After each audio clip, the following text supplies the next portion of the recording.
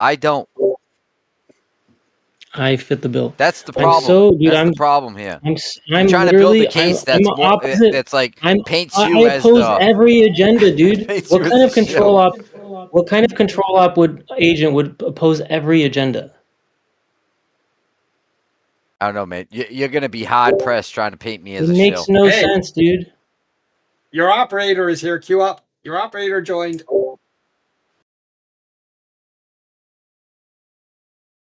Yeah, I would say like the reality is there's actually very few actual like operatives in this, in my viewpoint. Like most likely it's very, very few. I think a lot of people think Mark Sargent could be. I mean, he's the one that's been on all the big like BBC and a lot of the bigger news stuff. And he came in a very strange way. Like it definitely was not organic. Like I was around when his channel first came on, and he was trying a bunch of different like tactics at first. He was doing these like he like very quickly was all of a sudden being interviewed by all these people, these other channels, and it's like, what did this guy do to even like have something to be interviewed for, you know? And he was like, it was strange, like the way he came in. There's a lot I could say about that, and he's been on the bigger things. And I know some people think, no, he's just a nerdy guy. He also was like the main part of that Netflix documentary. He was like the main kind of figure in it. So anyone who walked away from that, they saw other people in it, but he was like the main storyline. So, I mean, people certainly think he's the one that's like interacting with the public and has probably had like the biggest public reach. But dude, for 50 people on Discord, I don't think the controllers care at all. There's no reason they would pay anyone to come in here. You know, even if it's 100 people, even if it, you know, and even any of the channels that have a couple hundred live viewers, they don't care. It's all just Gio's spitting facts. Listen to him. We have Omnivore. Omnivore is ex-military intelligence running an AI that can track us basically and figure us out. And then McToon from TFE, the main YouTuber, is here. Why do you not think this is an important place to put agents? It's okay. So I wouldn't put.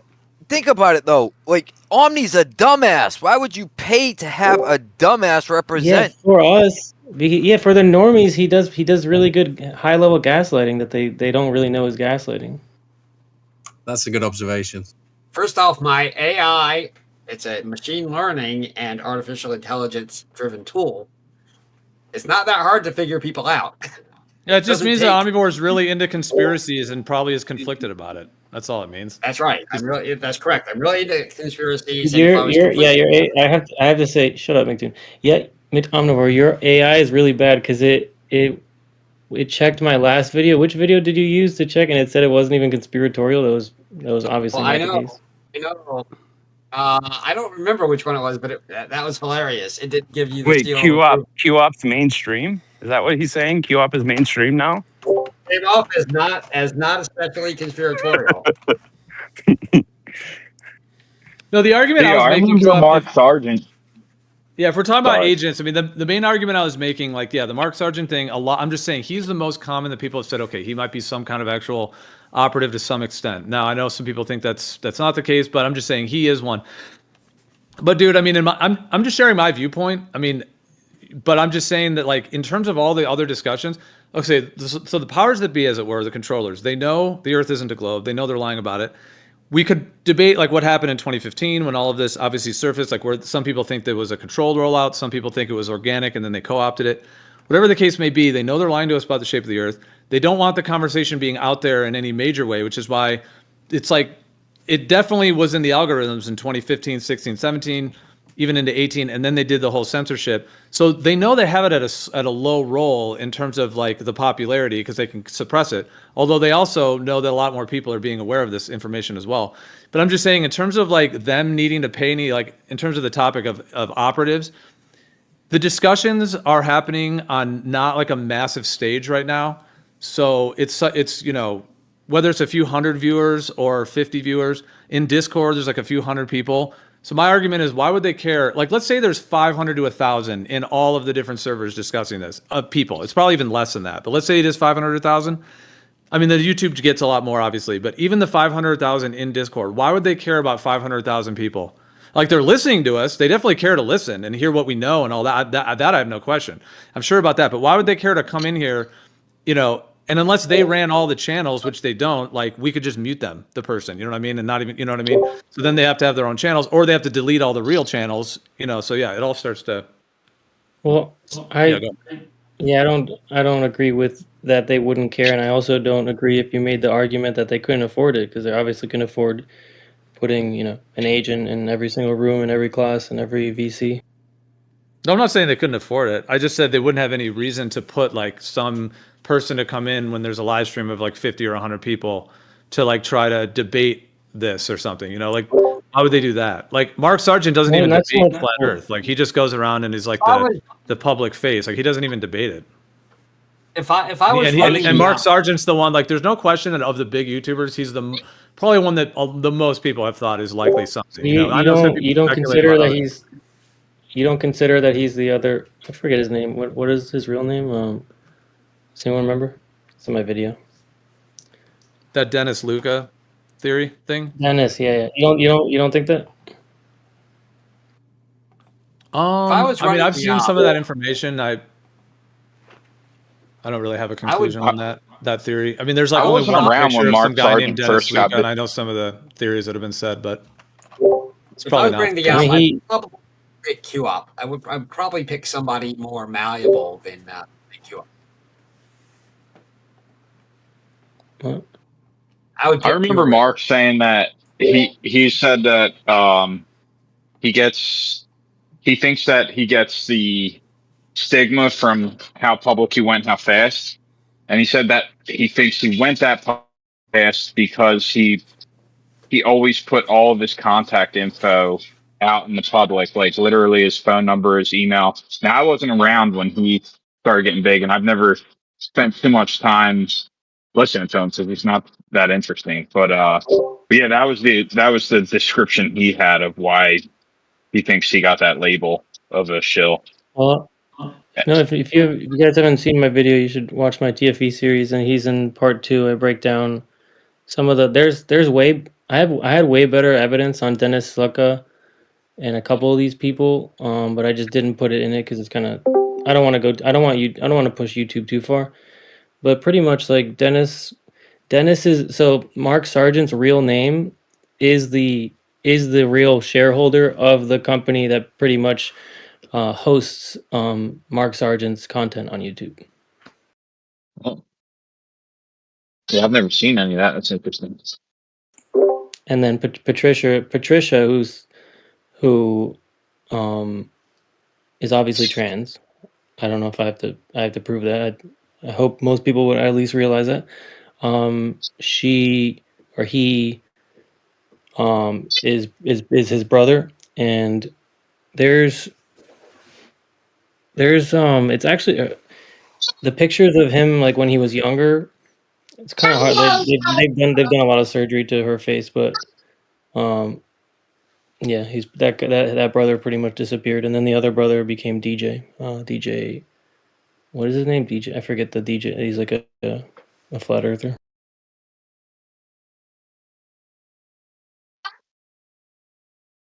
Okay, yeah, these are some other side theories on Mark Sargent. The reason I brought him up is because over the years, like since 2015, I'm just saying he's probably been the one that most commonly is suspected that he could be something. I mean, the way he came in, like I said, was very strange. He just arrived like on the YouTube scene. He already had these like videos, like were like him reading scripts, like those things that he called Flat Earth Clues.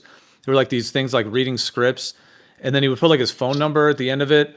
It was all just very awkward, like in a lot of ways. And then he also, like I said, he was on shows right away. And at the beginning, he was like trying different things. Like he at the beginning, he was trying to say that all of the heat came from under the ground. Like he was having all these different like theories that no one, like just strange ideas, almost like he was trying to kind of find like an angle of how to do it. So anyways, I think there's a pretty good argument that he actually could be some kind of operative, like involved with whether it's CIA type thing or whether it's like the actual Illuminati family line. I kind of doubt he's like in their family line, but anyway, so he's one that like if people speculate about makes sense. But like when you're saying that all these people like in Discord, like this guy's a shill, and like the way you've called everyone, like it's just I don't think that's the case. That there's a bunch of people in here that are. How about Globers? I don't think they would have any. You're saying no flat earthers. Maybe Mark. How about Globers? Like obviously Globers. At least there would be. They're not going to space. Their government is obviously putting putting Globers to defend the narratives. There's probably more than just Mark Sargent. I wouldn't say he's the only one, probably, but. I don't think. Have you ever been? I just don't think there's very many that are actually that they would have to have as operatives. in like the whole flat Earth discussion. I mean, they were listening to us, and they censored it to the mainstream, and they're listening to us. That's it. They don't really need to debate us, the people on it, the common folk as they see us, So they don't. There's just no reason they need to be in here doing that. Like they're already the ones controlling all the information on the larger scale. And then the thing is, if I'm just saying, I think that's what the actual case is. And then so if you're gonna call like everybody in this community shills, it's gonna kind of create the whole like karmic web that you were. I don't say everyone. Or a lot of people. I mean, dude, you said I am, and I'm just 100% not. So I just know you're 100% wrong. So I wouldn't even I wouldn't like call you a shill. I think with TFE, you're either you either believe it because you're being tricked, and you trust Witsit and some. I don't know. But I wouldn't say you're a shill. You did in your video. You said I was part of some agent network or something. Whatever you were saying. Well, they're like you. Yeah, but you could be like there's people that have handlers that don't really know they're being handled. So there's levels like that where they're not like obviously Jaren would have to know he's lying because he's not seeing a 24-hour sun in my paradigm. And in my paradigm, you wouldn't have to necessarily know you're lying. You could be getting deceived. By who? What level are you on? Oh. Yeah, who's I doing wouldn't know. I would know. Like my friends least, my friends doing ayahuasca ceremonies. You think they're? Well, let's say you just trust Witsit a lot, and you just trust him that he went. Then that's in a sense your handler. In a sense, all my astrology friends. You think they're all handling me? Witsit, him and I are just friends. We've hung out on here. That's it. What type of handling we talking? Geo, I gotta get something off my chest here. I'm actually Geo's handler. Oh, that's it, dude. Blob is actually, yep. All right, that's the truth. That is now the truth. No, dude, to be like, if you're talking about some kind of operative or agent, that you have to be like very, very psychopathic and probably deceptive as can be to actually fool people. And there's not a lot of people that even like can do that as well. But yeah, I mean, in order to be doing that, Jaren's definitely a show. Queue up. Who's your handler?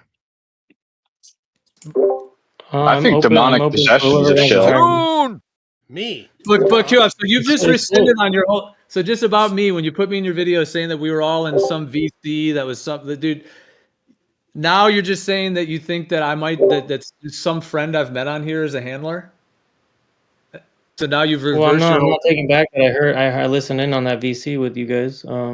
But it doesn't mean you're a shill. It just means like you could still be kind of defending them.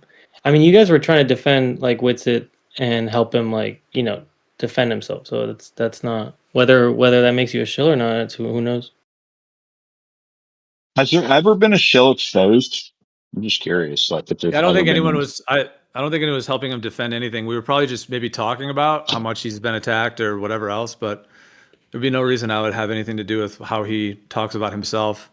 Whatever stuff he's gotten into, he's just been into. I don't have any input on that, but I'm not really too concerned with that stuff anymore. It's kind of like no. My point is that you did try to imply that I was some kind of agent. I just know you're 100% wrong. So then who else are you wrong about? And you're probably wrong about most of them. That's what I'm trying to let you know. Well, I never said you were an agent in my video. I just showed the things that you were defending, and I thought, it wasn't. I don't really make a claim of like shill or agent or anything. No, you did.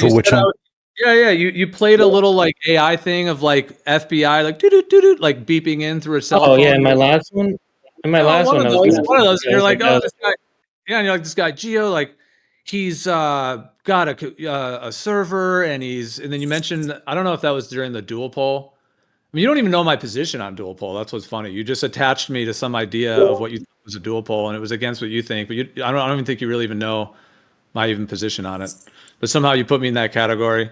Yeah, dude, you did. You said that in your video. I mean, there's only 2 people in this entire community that have ever called me an agent or a shill, and guess who they are? Q-Op, and then that's the other one. Me? The only 2 people after TFE. I was the first time I've ever even been called that. What was the other one? Q-Op and who?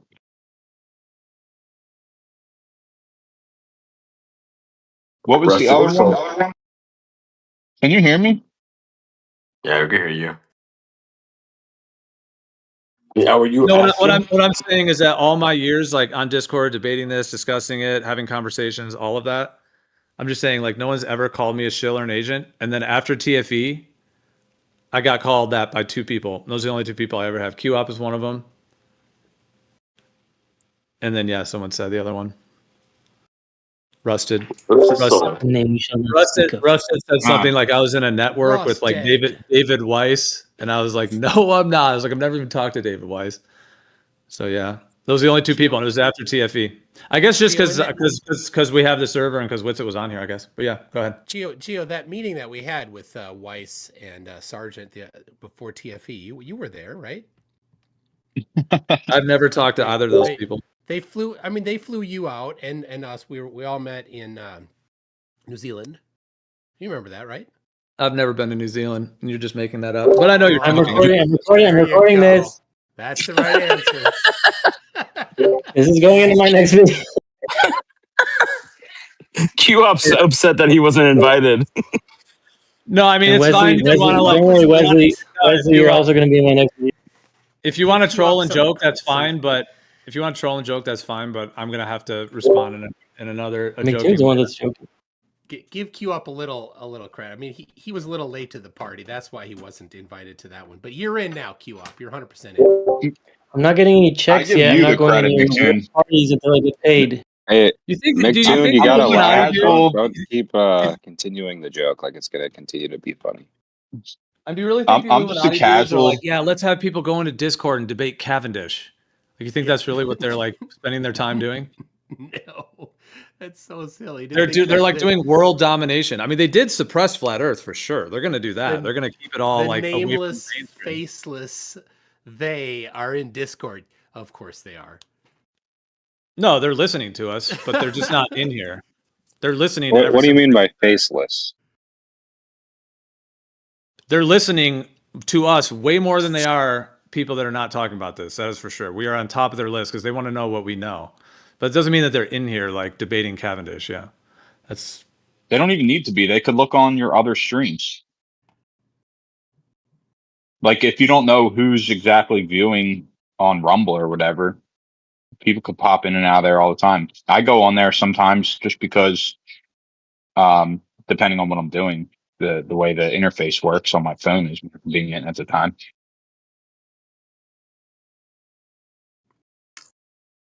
You know, interestingly, in the Charlie Kirk psyop, some people believe. I didn't watch the thing, still haven't watched it. Discord played a premier part, didn't it?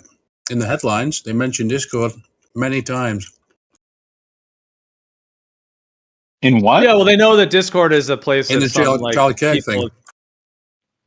Yeah, wasn't it also in? There was some other like threat thing. Remember that? And then they were saying that the kid used Discord or whatever for some like communication. Oh, they were just talking about with the Discord with Tyler Robinson, weren't they? Yeah. But there's another one before that. I don't know. I just have to thank you, Toon, because you gave Robot Polisher some of the best content I've ever seen on YouTube.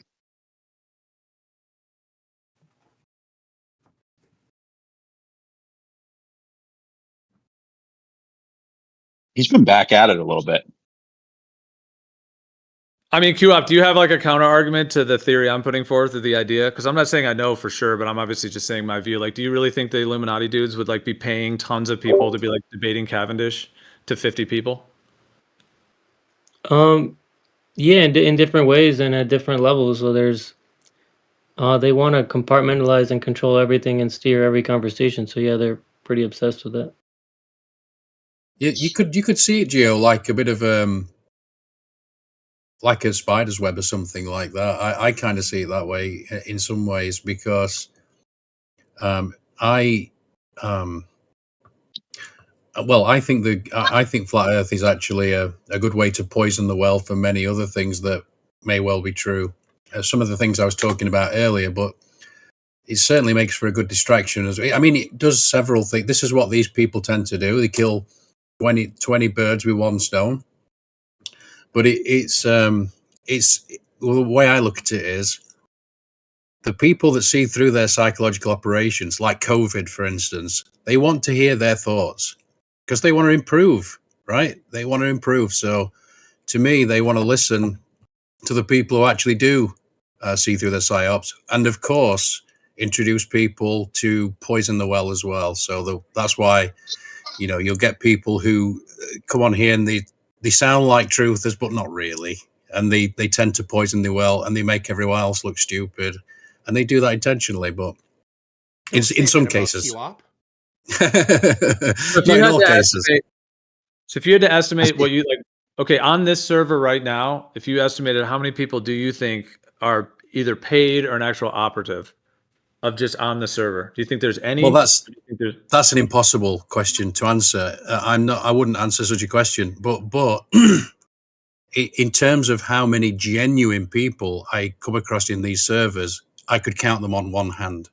They've usually got some ulterior motive. Now, for me to actually tell you what that is, I've no idea. As I've said before, when to me, truth's like a frequency. You just it's very difficult for me to actually point to it. If I could bottle it, I'd be a gazillionaire. But that's not how it works. It's really killing me. Andy being the one that's acting like he's the truther and theorizing on this is funny. Okay. But the thing is, how many? Just give me a number. How many positions did you flip on when after TFE? Just give me a number. No, I didn't. I just, if you remember, QOP, I went as soon as I understood that 24-hour sun in Antarctica. I was like, it must be a globe. There was no more. There was no more. I know. Technically, so that's one. How many? No, other that's not quite true. positions? That's not quite true, actually, because it doesn't necessarily. Okay, not even one. It doesn't necessarily make the Earth a globe, but it doesn't. It's very strong evidence towards it, I would say. Okay, it's just a thing to globe, so that's one. I'm just curious. Whatever. It's just a thing that matches it. No one can ever answer that but question. changing your mind should happen in these forums, like in these discussions. I know, but should you switch? Should you switch about germ? Right? Pure rigor. Should you switch? Should you switch your mind on germ theory because of TFE? Yeah, I don't know much about germ theory. You should. So if I was having that conversation in the same place, so can Andy tell me if am I correct that you switched on germ theory? Look, me personally, I don't know a whole lot about the whole germ theory thing. If I was on the fence of there's an ice wall or there's no ice wall. Look how Andy's. Are you covering for Andy, dude? Can you let him he's close his mic? No, I'm happy to talk. I'm not going anywhere. All right, did you switch from terrain? You switched from terrain to germ theory because of TFE? You should. The thing is, I look for evidence with certain things. Like, for instance, I mentioned earlier. Okay, but after TFE happened, you started thinking there's evidence for the globe. How did that make you think that the terrain theory doesn't all of a sudden is completely incorrect? Because how are those two things linked? Those two things aren't linked at all. What are you talking about? Flipped on those two things and probably other things. You also went Christian. You went Christian. I like Christianity very much. The more I look into it, the more I like it. Three. So why do I know your position's better? It's 3 so far. Is there any more I'm missing? Wait, Andy, did you go from terrain and germ? There's some overlap there. But were you strong on terrain and then changed, or I don't know what your view was? Oh yeah, I was very anti germ theory for sure. But now I'm sort of. Wait, did you go from viruses don't exist to now they do exist? Did you go like that? Well, I'm still not 100% sure on the isolation situation, to be honest. But I was thinking more of contagion. There's definitely some element of contagion that I'm not sure. Like when you've been around people. And why did you become unsure about that right after TFE? Why did this all happen at once? Well, dude, a lot happened. TFE flipped some people. Not flipped out. But I'm not trying to say that really. But I don't even mean flipping in positions. But people had it stirred things up. I'll just say that. He switched them all at the same time. If you're switching from flat to globe because of TFE, that's going to take some time. And then for you to start considering flipping from terrain to germ, that's also going to take some time. Like this all happened at the same time, Andy. Andy I think it's important all these for you things. to. Yeah, you're not him. Sorry, can I You're just? I'll be very quick. I don't think. I think Andy went. Were You're you more saying like? I'm not him, but I'm the only one that apparently knows that he flipped on all these things. You're emotionally invested in his ways. That's what you're doing.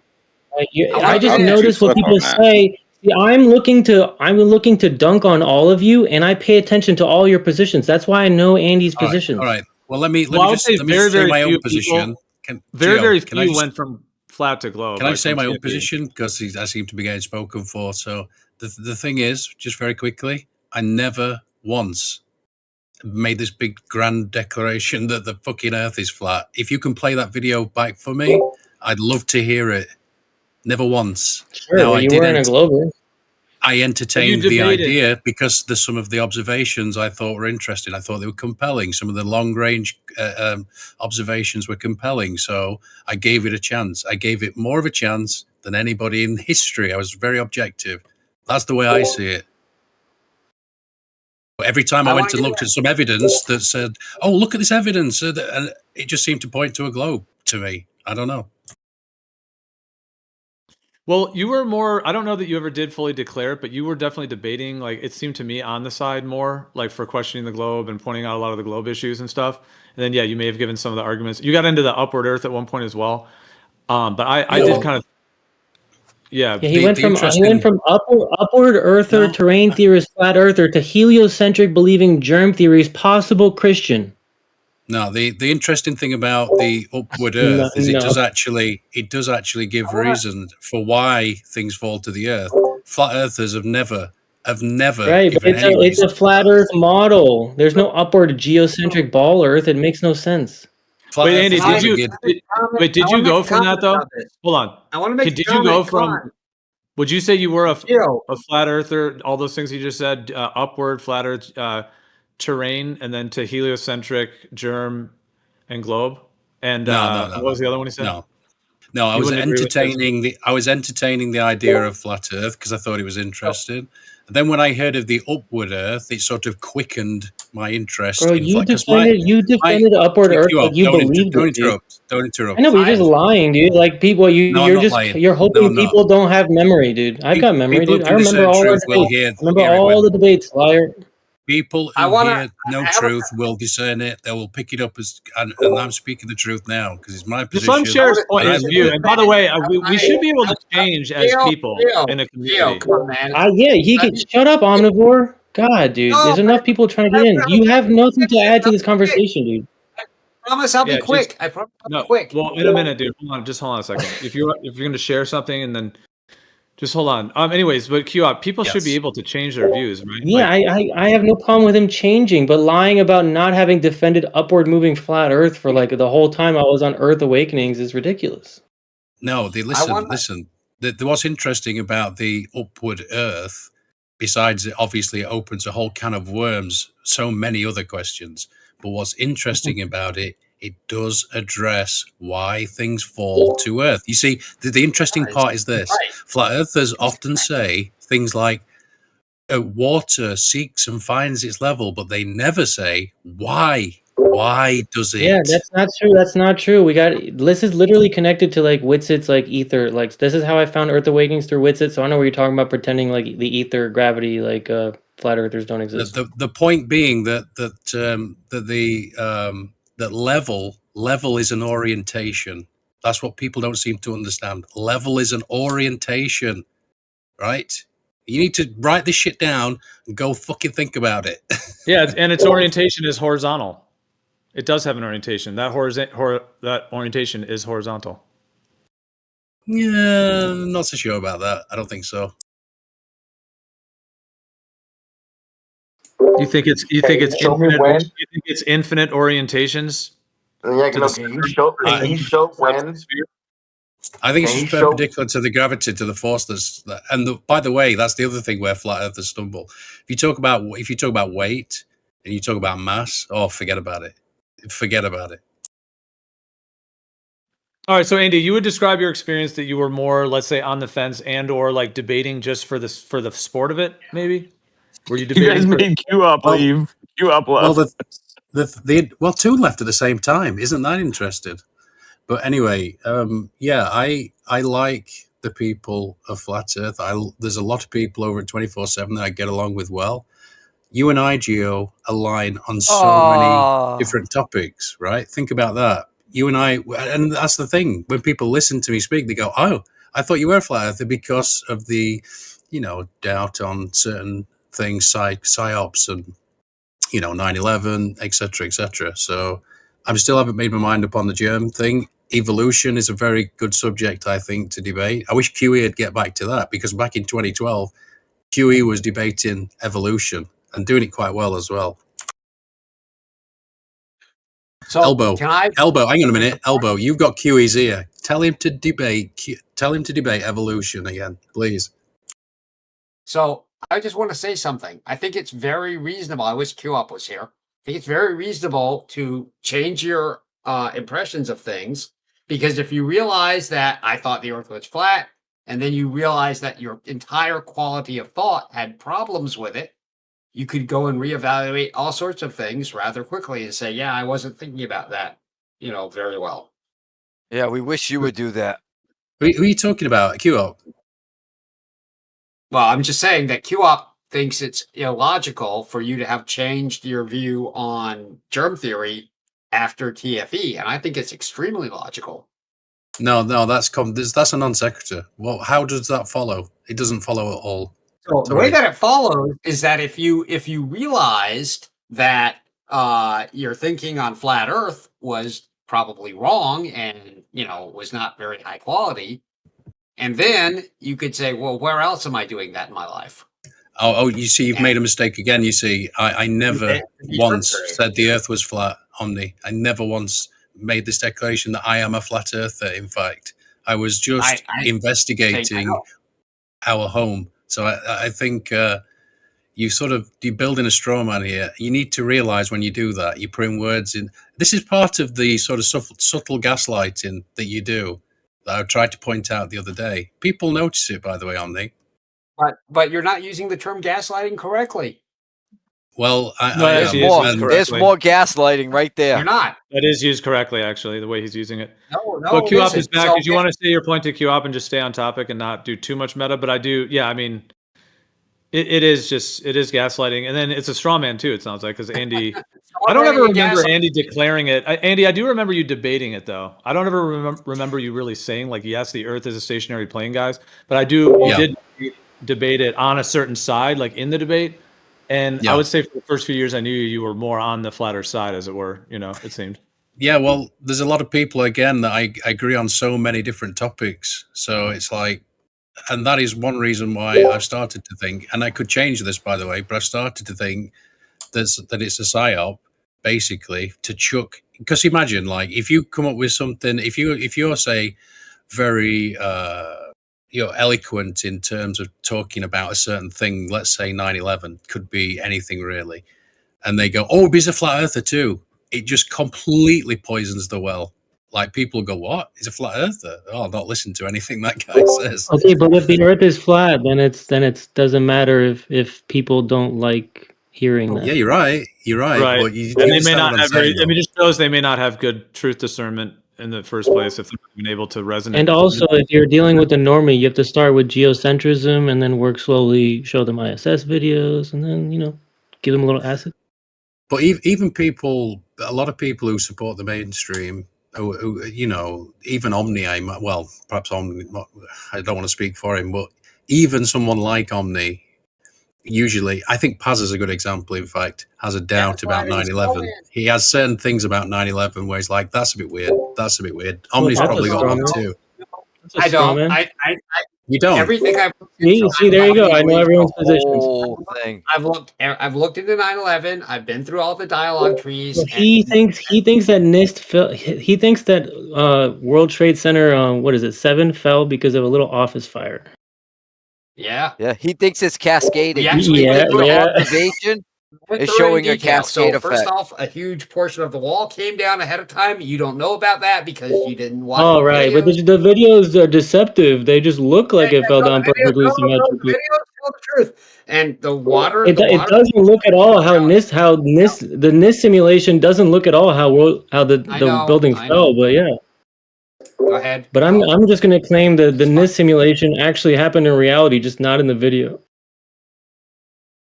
Is there any that whole thing comes down to like 2.25 seconds of free fall speed actually observed, and the report saying there's a cascade effect.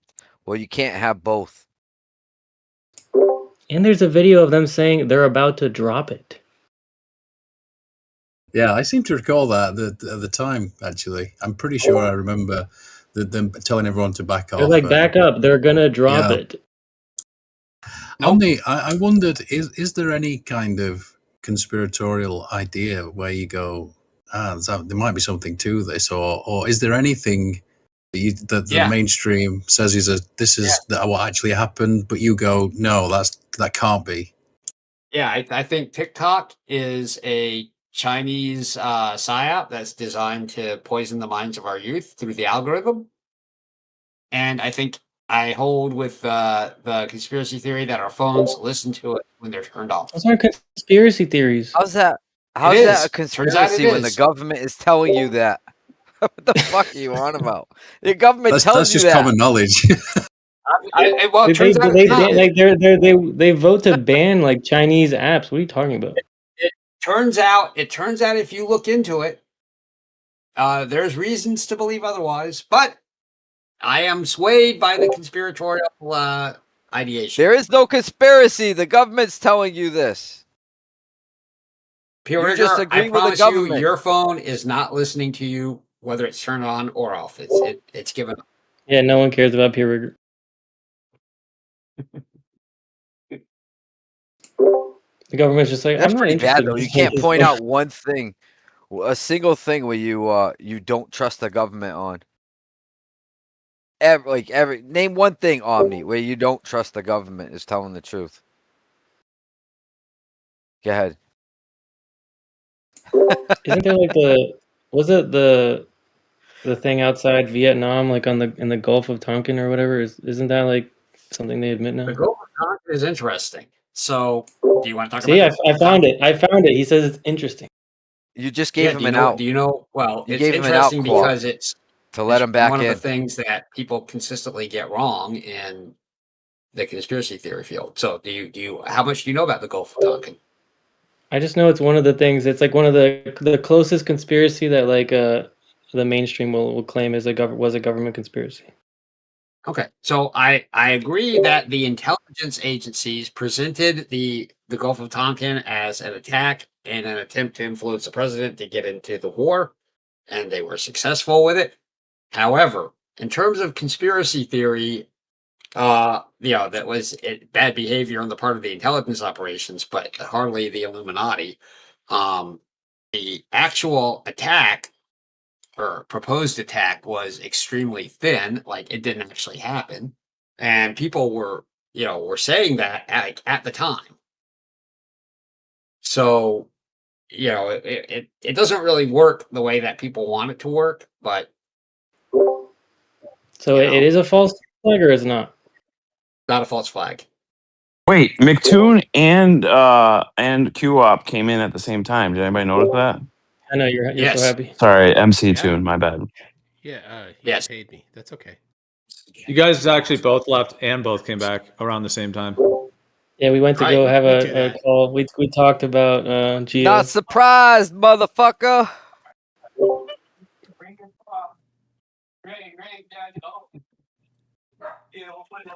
Did you guys negotiate next month contract? Did you get any discounts? Queue up.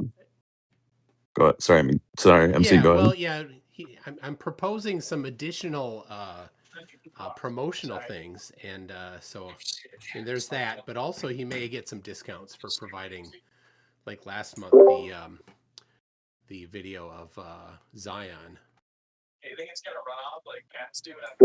Leslie, your mic Wait, is you open. actually want to buy that? I'm selling that video.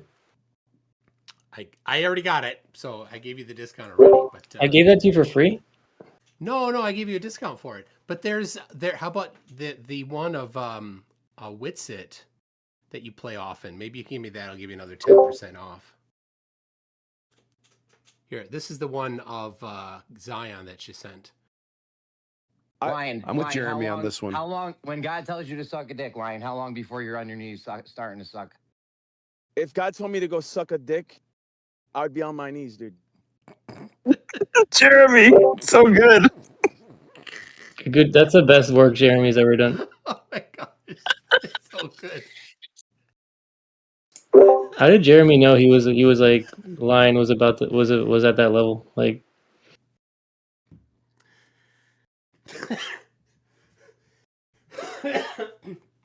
Anyway, So yeah, you there's the said one of- you said video. That's just an audio clip, though, right? There's no Well, there's no video to go with that. I mean, I saw it with my eyes, and you heard it with your ears. Okay. That was that on here? Was that from here? Originally? No, that's a soundbite from Co-op server. That's what McToon got it. He farms Co-op wait, what? server. No, it's a recording from Earth Awakenings. What are you talking about? Yeah, but you had that soundbite. Yeah, I put it on a soundboard, but it doesn't mean it wasn't that's from how Earth he got Awakenings. it. No, I sent him the video recording from Earth Awakenings. Oh, Yeah, all I right. So can we got it from confirm you either way. It's a video from EA from right here.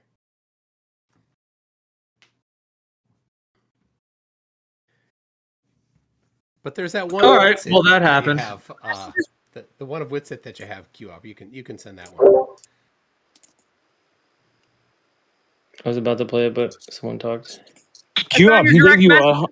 Shut up, you stupid bitch! Are you leaving me for messages with on your direct messages with Quap? Are you leaving me for him? Yes, I am. But why? Well, he was. That one? Yeah. No, not that one. The one that Austin's actually talking. Saying that he's a girl.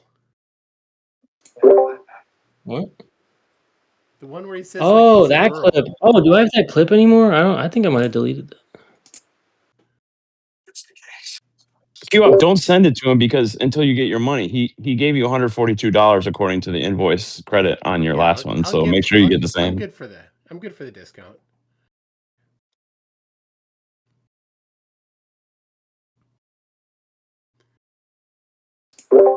Yeah, I deleted that one, but we played it so much I can hear it in my head still. Make a recording of your head. You saying that Witsit lives rent free in your head?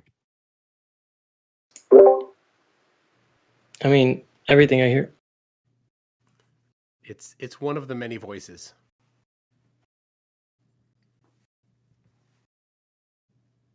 So, okay, on some topic so, well, just linking a little bit like TFE and the agent thing, like we were talking. Q-Op, what is your take on Will Duffy? Come on, that's like, he's like the most obvious, like not interested in these discussions, just a businessman that got either in trouble, like he might have gotten in trouble for like all the money he owed, and they gave him like that deal to do TFE, and they'll kind of pardon him for all the money that he was he like how was like a fake. He was like giving fake bad investment advice or something. I forget what exactly it was. But McToon's typing this information down. Sorry, I was responding to somebody for tomorrow's live stream. I'll mute myself.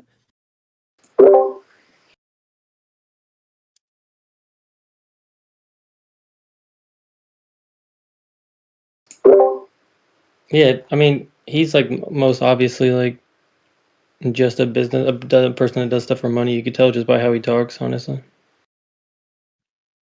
Okay, so in the breakdown of the possibilities, I mean, yeah, that's all kind of public information, and I mean, it's sort of general public commentary on a public person. But at the same time, I don't want to like talk poorly upon someone who isn't here. But it's not necessarily, we're not really doing that. I mean, saying that what he may be is not really an attack on him necessarily. But even a theory of that, like the way people say Mark Sargent may be or whatever, if it's false, then yeah, technically it's slander. If someone was to claim it, if someone's going to say, oh, for sure that guy is XYZ, then I guess that's technically slander. But theorizing or just having ideas.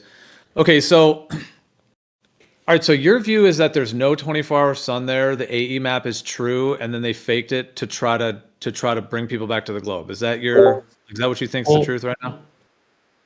I forget what you said after the AE. So I don't think the AE map is completely accurate, but I do think we have a North Pole centered Earth. Okay, then what is your reasoning to come to that? I've wanted to kind of talk to you about this for a minute, so I guess we're here now. And so maybe, yeah, if you want to just go back and forth for a minute, I'm curious, like how you. Well, I've never seen either of the 24-hour suns, but apparently we can see the northern one if we want to. So they're faking the southern one. So I assume that's because it only goes one direction, and then, we can obviously circumnavigate east and west. So I can't really see any other way they could be faking the map. So what is your reasoning to go with the north-centered? So you mentioned the 24-hour sun, but then what other evidence do you feel you have that it is north-centered like that, or that's compelling to you, other than the 24-hour sun? East and west circumnavigation. I mean, our compasses point north. They don't point south. Compasses. No way to circumnavigate. There's no way to circumnavigate any other way. Hold on, Omnivore, turn off your screen share. Why? You want to have? It's not sharing on the live stream, but I don't think. No. What is it? He's just sharing it in Discord, but it's not on the live stream. I don't know. Maybe. All right. Well, if you had, it wasn't on the live stream either way. Whatever you were sharing, I don't know. I wasn't in there. Okay. So QOP, what? Okay. So yeah. What? Oh, the circumnavigation. All right. Yeah. I mean, you're saying the compass pointing north and then circumnavigation. So you're kind of like the thing Jaren's saying, where it's like the AE map is the only type of flat Earth layout. Like, do you go with that idea, or to where it just has to be that because it's the only one? I'm just wondering why you have a bias towards that particular one, if you do. Oh, there's a lot of reasons. I mean, they keep us from anything past 60th degree south latitude and further. They fake the southern 24-hour sun. Can't really see. I don't know. Seems pretty simple to me. Well, what do you think about like in the late 1800s when you had like Robotham and Gleason, which had the north centered, and then like that lady Blount, where she had the two pole? What do you think of?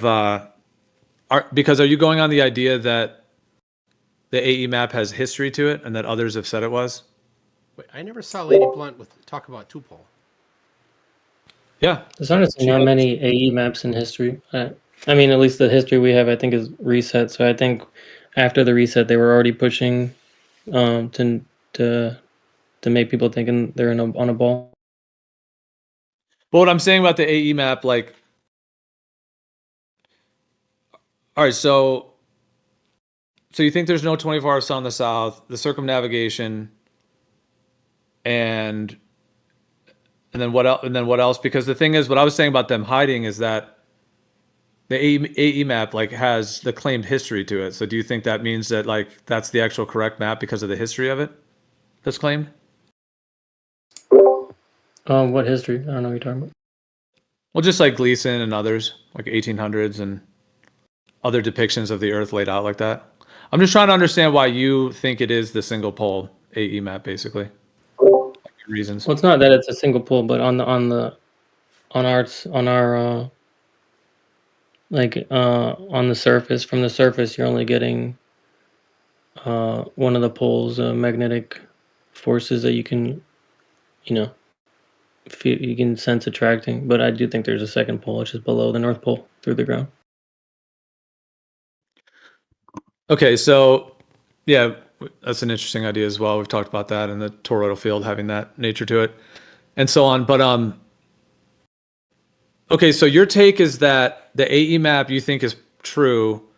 It was available to us in the history, and then they pushed, and then the globe one, and then you think TFE and that there's not a 24. So do you think all the other footage from Antarctica, where they're like skydiving, like all the other thousands of hours of footage, you think all that's fake too? Of like Union Glacier? Because I mean, the TFE trip was a tiny, tiny sliver of the overall footage that exists on the internet of Union Glacier.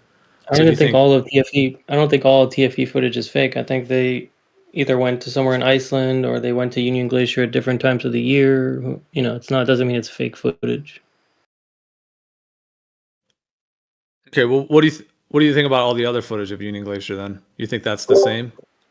Well, if they're not showing a 24-hour sun, I mean, there's lots of ways to show. It depends what footage you're talking about.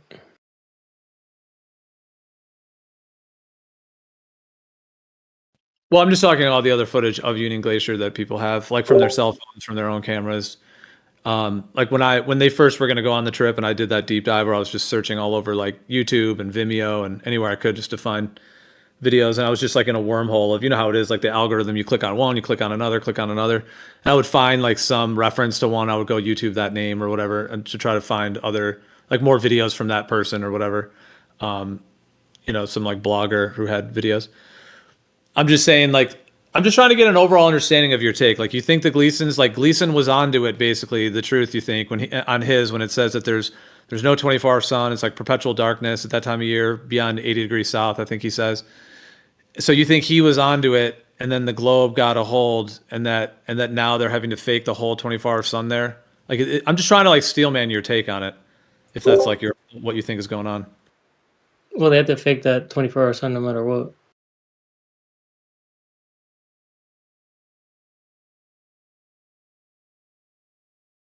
Have you seen, Geo, that Brazil is actually like wider than it is long in reality, like the like latitude wider than the longitude, right?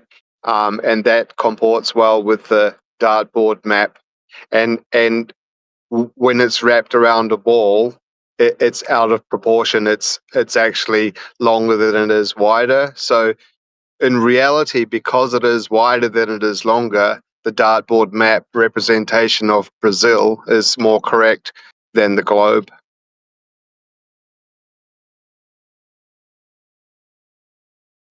Are you talking about the oblate spheroid, the oblate nature of it, or? I'm just talking about the shape of, if you look at the shape of Brazil on the globe, right, or on the Mercator map, right, it looks like it's longer than it is wide, but in reality, Brazil is actually 1,000 kilometers wider than it is long. So the proportions aren't there. But what we see is the wrong dimensions on the globe, yeah, when it's the the dartboard map, the one that's in contention about the final experiment, that map actually shows the correct proportions for Brazil.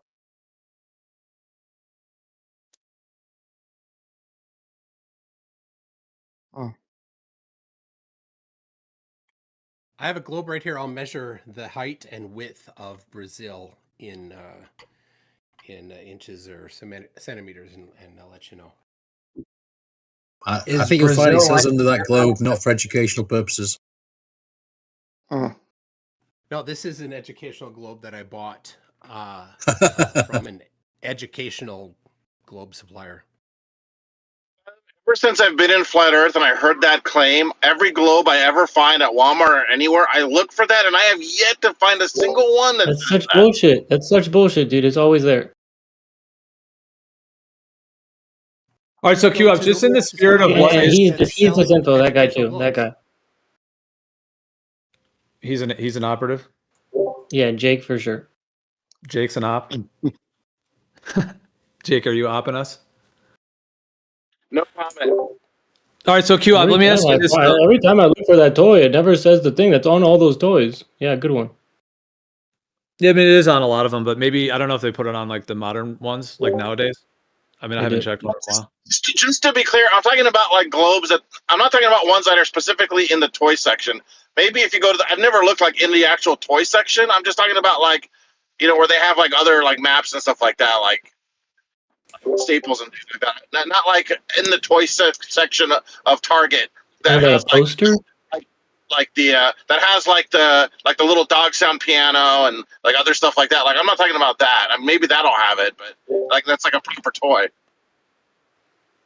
I just posted one that's kind of funny because it says Fantasy Globe Ball.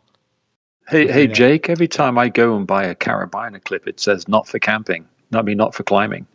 Yeah, I mean that obviously, like, it's funny that they say not for educational purposes or not to be treated as real and stuff. That is funny because a lot of us obviously don't think the Earth is a globe, but in reality, it's not like an argument for anything because they're basically just saying that it's a commercial, or no, sorry, it's like a not commercial. What's the opposite of that? Like a consumer. It's a consumer level display piece. You know, it's not a scientific model necessarily.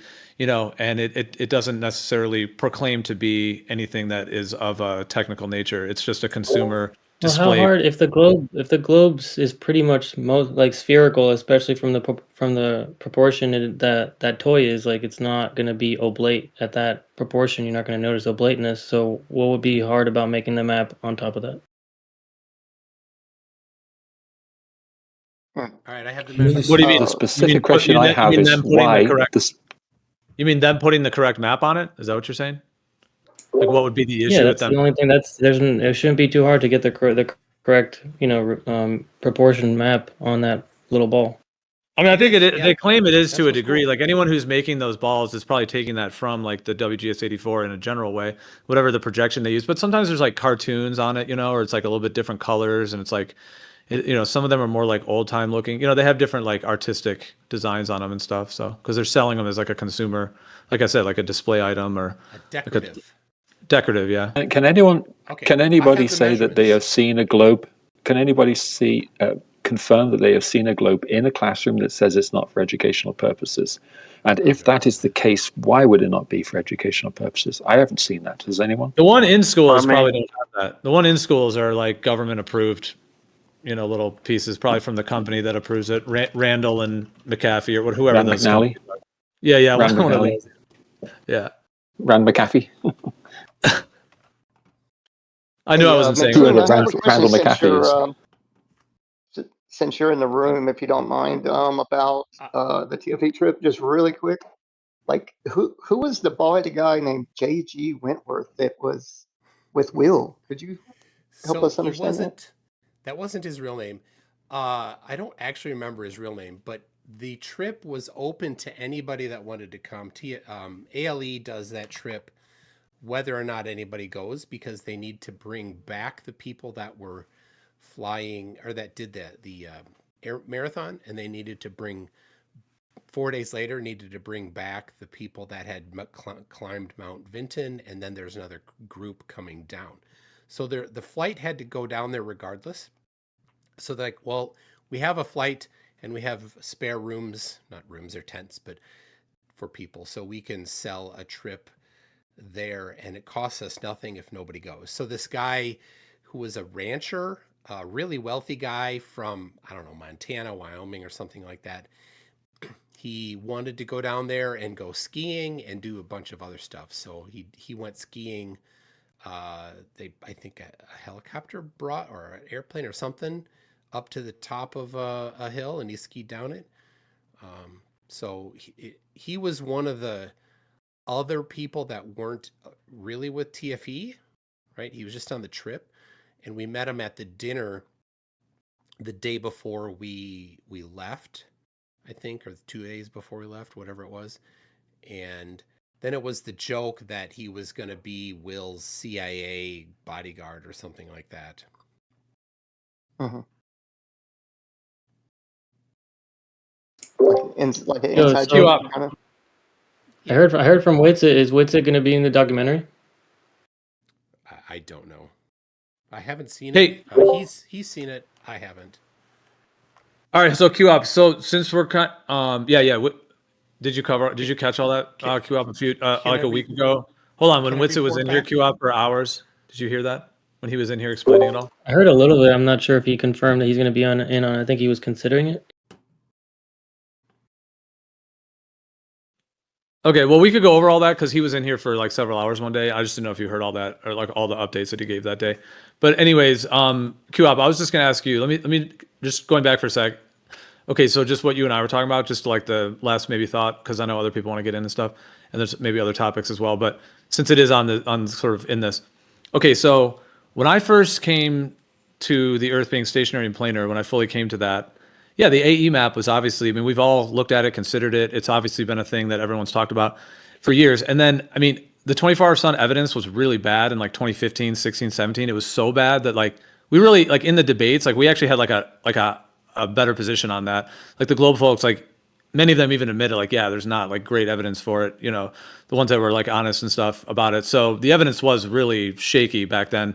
So that obviously played into it as well. And then the fact that Gleason's AE type model is obviously like, I mean, it's in the literature, like in like 19, you know, when the internet first started happening and all that, if you were to have gone back and looked, you're going to find the AE map. Like if you're going to type in the word flat earth or, you know, because that term flat earth also kind of has association, which I think is kind of social programming as well. Like they seem to like link that word to what the earth, you know, being stationary and planar. And then they try to make like a mockery of it and everything else.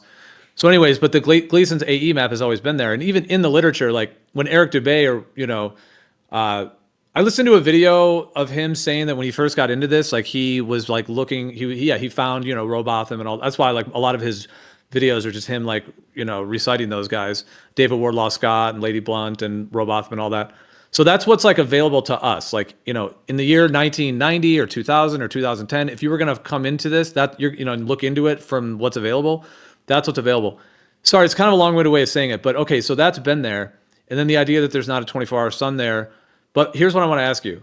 Are you open to the idea in terms of what the truth actually is? Because what we might think is what we think, but what the truth is. Are you open to the idea that it's not the Gleason's AE and whether, I mean, whether the two pole comes into discussion or not, but either way, but are you open to the, I'm not saying debating it with right now and like, are you going to want to debate it? I'm just asking, are you open that the truth might actually be essentially that it's not the Gleason's AE, that the no 24-hour sun was actually the hoax, that there is a 24-hour sun there, and it's like a toroidal, double toroid system, et cetera, whatever the Earth might be, and that we have two lies. And you know, you've heard that like idea or that theory that like the AE's, the globe's a lie, and the AE Gleason's with the 24-hour sun is a lie as well. Because right now you think it's the truth, and I'm wondering what you think of it if it's actually a lie as well, or if it's also false.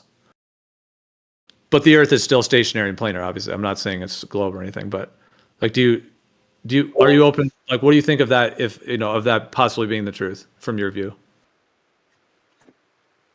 Well, they I mean, they admittedly said, you know, they admittedly edited those other 24-hour sun videos. I think it was two other ones that they admitted to edit, or maybe just one. There's definitely two, at least two that I've seen. One they admitted was edited. B-Ball does like a video on showing how they edited it, and then there's another one where you see the same, you know, clouds repeating. So I mean, they've faked it too many times for me to consider anything else. Like it's, and also I can't consider the globe for many reasons. I can't consider dual pole for many reasons. So no, I'm pretty. It's like one of those things that I'm pretty certain about. And if you went on that Union Glacier trip and you went there and you saw everything that you could confirm that it was the sun, the same sun you experience every day in your life otherwise, and you take all the equipment you want, would you think it's a fake sun, or would you say, okay, there is a 24-hour sun, and then if that was the case, would you be like, okay, now it's a dual pole, or would you go to the globe? That's my question. I would have to go to some like I mean, the sun is already pretty bizarre. Like it's so hard to even to figure out the sun's path just by, you know, walking around your area, and because like from different perspectives it looks like it's in a different position. But and it's you know, it kind of angles to different directions or whatever. Where was I going with that? I forget where I was going. I have no idea where I was gonna make a point. I don't know. About the sun being apparent? I mean, it does the arc path through the sky. Oh yeah. They're just like it would just have to be a way more bizarre apparent, because I already think it's an apparent. You know, it's an apparent. I don't even do this. What I think about the moon is actually is becoming more bizarre than. Can I actually screen share like a picture I took of the moon? Dude, the moon is pretty weird. But the sun, yeah, I don't think we're seeing anything about what the source of the sun is. I don't think, you know, this idea that the sun is either a sphere or a circle to some degree because it's what we see. I think what we're seeing is pretty much just the thing that is basically, you know, imprinted above the ether from where it's like a dew weapon pretty much hitting the ether, and then that's what we're like. I'm not saying it's a dew weapon. I'm just saying like, it's like if someone shoots a laser pointer at like glass or something, like the sun you see is just the dot on the glass. Not that I'm saying that we have a firmament made of glass, but it's just an analogy. But yeah, can I screen share this moon picture I took? It's pretty crazy. Yeah, I'll get it pulled up so I can share on the screen share. Just give me a second. Okay, so the first question I had though, but if you went to Union Glacier and you did everything you could with compasses, with equipment, with everything, and the sun was the same sun that you see where you live now, would you think there is a 24-hour sun there if you saw it yourself and you tested it every way you could yourself? You're getting sunburn. You use I mean, obviously you can't go to the sun and touch it. So, but I mean, everything you could do.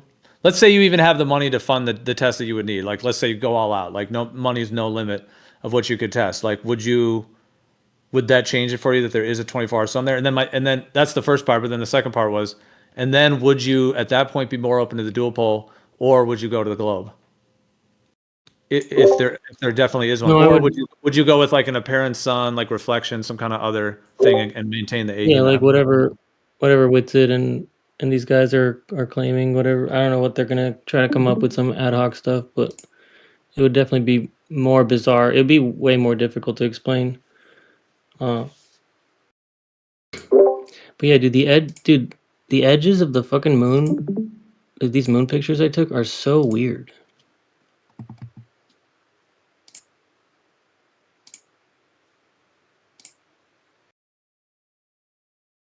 All right, I got it on there now. You took these?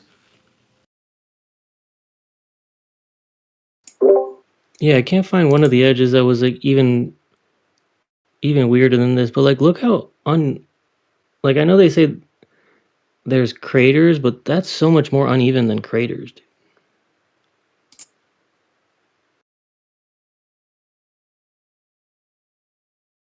At the edges?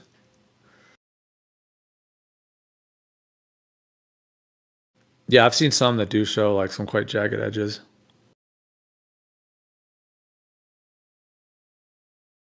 Yeah, but what the sun and moon are is definitely a fascinating topic. But the thing is, like, if you agree that they show up at a particular position, like at a GP above the Earth, then that means there would be like a truth to how the sky matches to the ground, and that's where the globe deception would have to come in, is actually kind of contorting that relationship of the sky and ground in a bias towards a globe model.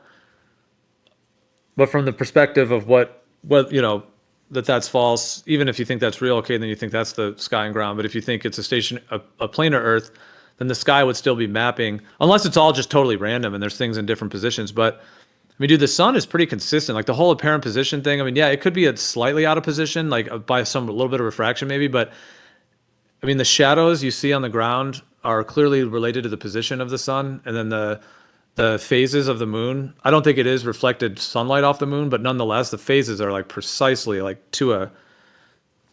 like a gear, like a mechanical gear level of accuracy, the way the sky moves. So that would mean that they are at actual positions, whatever they are, but they're at actual positions above the ground, I should say. And then if that's the case, like the whole issue with like an outer reflection thing of a 24-hour sun is you'd have to have 2 GPs of the sun. And if someone could prove that, that would be compelling. If someone could say, hey, I'm at the GP of the sun, they call their friend, hey, I'm at the GP of the sun. No, I'm at the GP of the sun. If 2 people could do that, same for any star, then some kind of outer reflection on an AE map could be the case. But without it, if everything has a fixed position, just like you see the northern stars and the southern stars, like the 2 star maps, like the disk of the northern stars, disk of the southern, and they say it's a hemispheres on a globe, but that's like if you want to look at the whole sky on a flat sheet of paper, you have to have 2 circles, the northern, what they call the northern hemisphere, and southern. That fits every star. So if you have one fixed position for all those stars, that's one of my positions in terms of the dual pole. And unless somebody could show more than 1 GP at any one time, then that means every star is 1 GP. And that would be the 2 rotations on the ground, 2 rotations in the sky. That's why I can't see any other way around that if there's 1 GP for every celestial body. And if they're apparent, that's fine, but then they'd have to really be out of position. And then, like I said, if you have 2 suns, or you'd have to have 2 GPs basically of the sun at the same time to have one circling around the outer rim and the other one going on the other side of the AE map, like over above Australia, which was Jaron's whole point. Which some of his points I agree on that, but he just concluded it can't be any other way. I'm just going to go back to the globe, which I don't think is the valid route, and why you don't see waves of people doing that.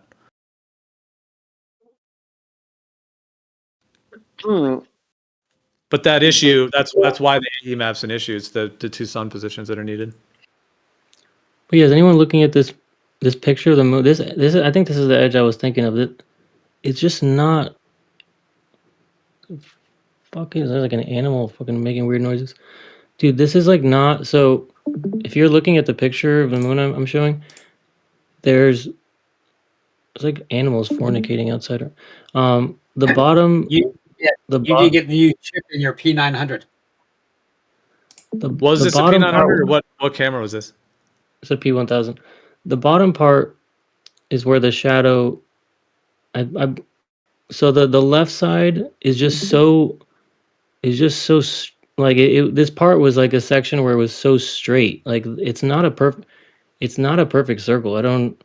I thought the moon was a perfect circle, and then I zoomed in. This is like the first time I ever noticed that the edges aren't like a perfect circle. And it's like extremely uneven, and it almost looks like just like a light shining on an area that has more area to it that we're not being shown more of it, and it's like the edge is just randomly cut off just because it's not being lit. And that's it's a like cool idea. Well, that's the idea. It's like an opening. Almost like it's just like a projection. Like it's really weird. What about like an opening in the firmament? That idea. That it's like an opening, and that there's more to the surface that we can't see. We're just seeing the open part. The moon's caused by the apex dome. I've been kind of dwelling on the theory that at some point when they took over the world, they set up a extremely advanced projection device that is projecting what looks like the globe's crater filled rock on something, and it's not like and that's why the edges are so uneven. So the moon is man-made, basically, or entity-made. That's what you're saying? No, like the real moon. Like let's say there's Rahu and Ketu, right, and we can't see them. But what if they had technology that could project a type of light that reflects off it that we could see? They could project whatever they want onto it at any time, and then it would look very fake. Like this looks extremely fake. I don't know. It's very weird. I would encourage anyone to look through full spectrum optics, like in different wavelengths at the moon. It'll tell you a lot more information about it. Do you guys mind? You didn't queue up, didn't you? Say you thought maybe they could fake it in TFE, the actual sun. Because I'm with you, so and I can. Yeah, you never fully answered my question. Yeah, because that's linked to you never fully answered. Like, if you went and confirmed it every way you could to be the sun, would you believe it's the sun, or would you think it's a fake sun? Sorry, RG, but that was tapped into what I was asking. It'll be based on what I was experiencing at the if that happened. All right, go ahead, RG. Hey, real quick, I have a question. I only have a second. Oh wait, hold on, Dave. Your mic is really muffled, so you got to fix your mic. And then RG was going. I was just interjecting briefly. Go ahead, RG. Yeah, it'll just take a second.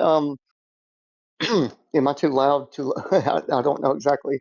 Ever had a talk on here? It gets muffled sometimes. But no, you're good. Dave, new perspective was really muffled. Not you. You're fine. I got you. He came. Okay. He was really. We couldn't hear him very well. Hey, Gio, just check your DMs. I had a question. I DM'd you. Okay. Okay, so I had to do my own research for quite a while, for about 10 months. I just kind of stayed low while I was researching, but so I haven't heard anyone mention, I mean, even the NASA quote unquote, fanboys, or like even the flat earthers that went down there that studied NASA or was really deep into knowing or being on top of what NASA does as far as balloon programs, and specifically long duration balloon flights. and where their actual stations are, and where they do the majority of them from. So come to find out, Union Glacier Camp is a staging area. It's a place for specifically scientific testing, exploration of what cosmic rays are, how high these balloons fly for how long, and how durable they are, because there's something called a circumpolar not navigation, but the circumpolar winds down there in Antarctica and also in the north. They call them polar, but it's How do you have circumpolar winds? How do you have circumpolar winds? Hold on one second. I'll explain that. So basically, these long duration balloon flights that were flying in December of 2024 just so happened to launch from the McMurdo long duration balloon flight station. It's very specific, okay? And it's right on the other side of the mountain range of where Union Glacier is from. Now, what McMurdo and Union Glacier are nowhere near each other, not even close. Check the map. And what the Finish your point quickly, please. What? You're monologuing. Go ahead and finish your point. Yeah, why don't you let me be very detailed, because this is important, brother. I don't know who circumpolar cares, winds. but it Circumpolar winds. doesn't matter to me. Explain that. Okay, and there's a vortex in the south, and they send long duration balloon flights around this all the time. And specifically in 2024, there's something called beam steering.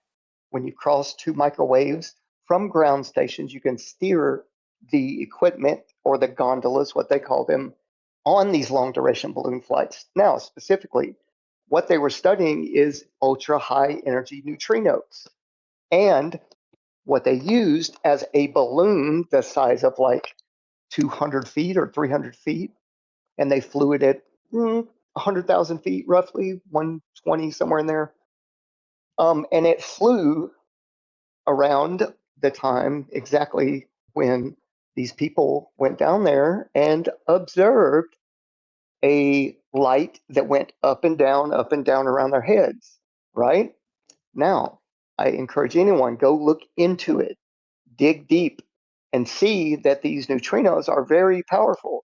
And there's something called Cherenkov energy, Ascarian energy from the ice, which makes things very bright. And what you need first is you need a big ass balloon that's very reflective. Okay. And I'll leave it at that. Yeah, and McToon, you're so wrong, dude. Like, look at the maps, bro. Right over, I looked at satellite mapping.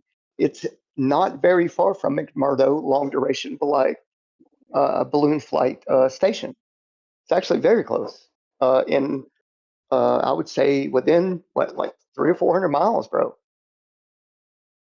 That's anyway. Go ahead.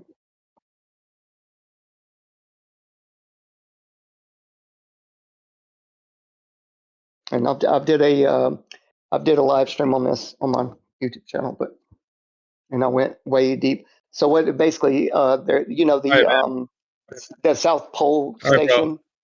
We got to keep big. What's that?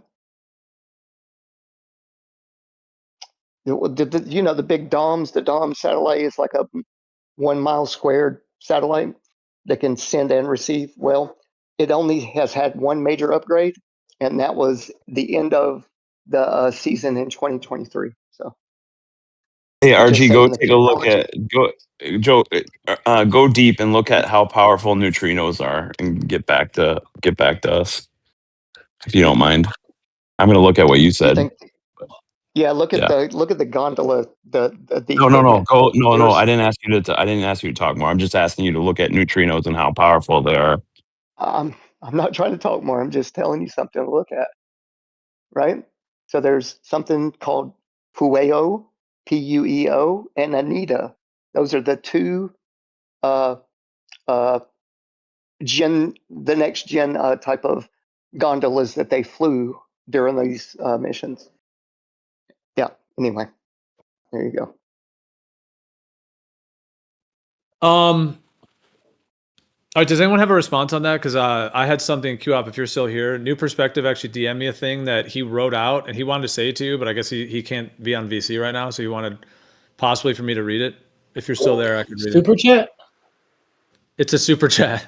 Yeah, it's a super chat for you. It's 3 pesos. Okay, you want to split it? Shill. What a shill. I got to take at least 10%. 1.5.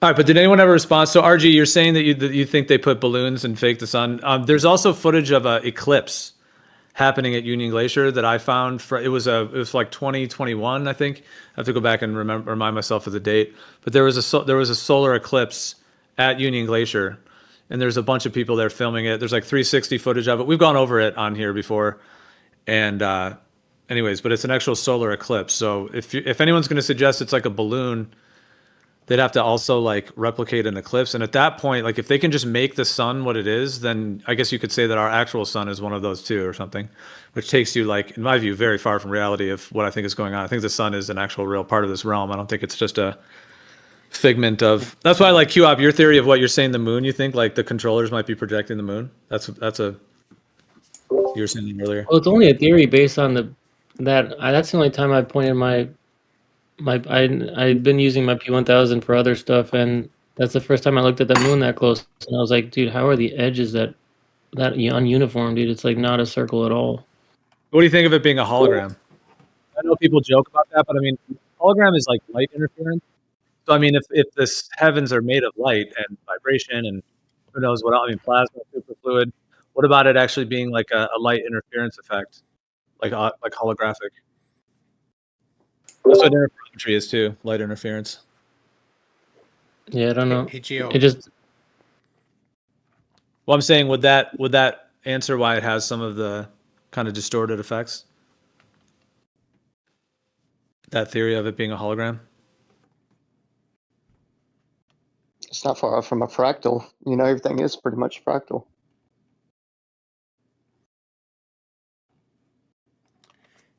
Hey, Gio, can I say something about what we did when we were there? Yeah, I mean, this thing that New Perspective wrote, I could read it if Q-Op was still there, or we could go to what you wanted to, I don't know, Q-Op, do you want me to read it? It's kind of a good point.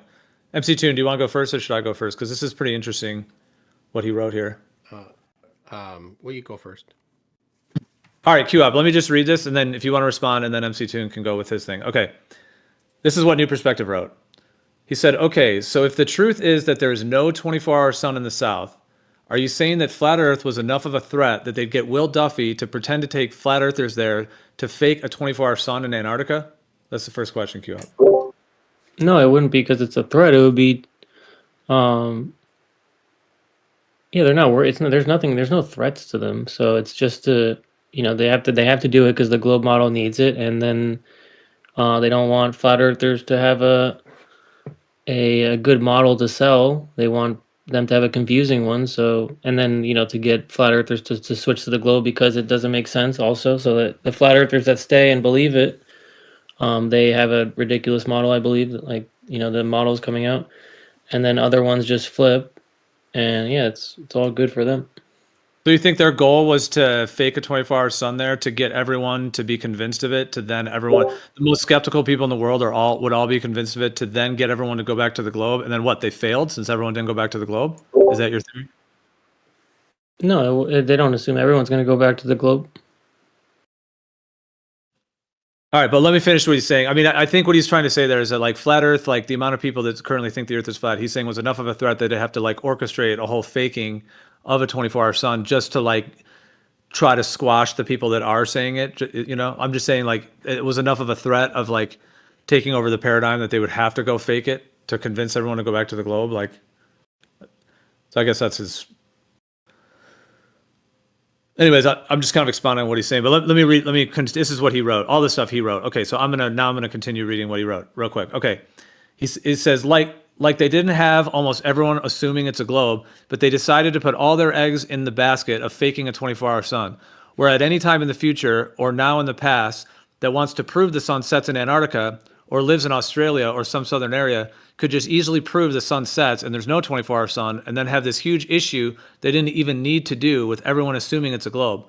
And now NASA and all the globe's believability is suddenly in question when they never needed to pull this stunt off to prove something by faking something. There's no. What does he mean about Australia? There's no 24-hour sun in the south in Australia. Well, you see the sun setting that way, like the way it does in the north. Like if you're at like 60 degrees north, you see it arcing to the north, like starting that 24-hour sun effect. It does that in the south, but the opposite, the mirrored effect. It's set south of east, south of west. I don't think the direction it's setting has any relation on it doing a different counter rotation. Well, like you know how when they were in Punta Arenas, when they looked south, it like the sky was all lit up, like the sun was over there. But like it's still going east to west. Well, that's because they can't see the whole ring of the 24. So yeah, they're still going to see an arc of it, but it's arcing towards that way. It's inverted from the north. It's doing the opposite.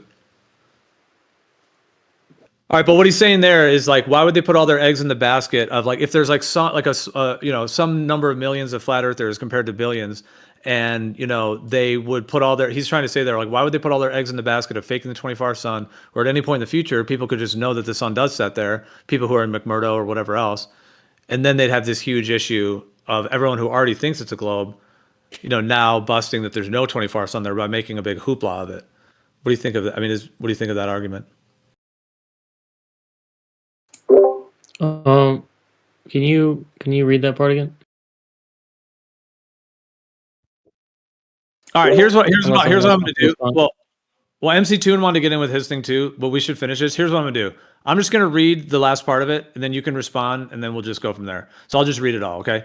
I'll just read that last part. He said, like, they didn't have almost everyone assuming it's a globe, but they decided to put all their eggs.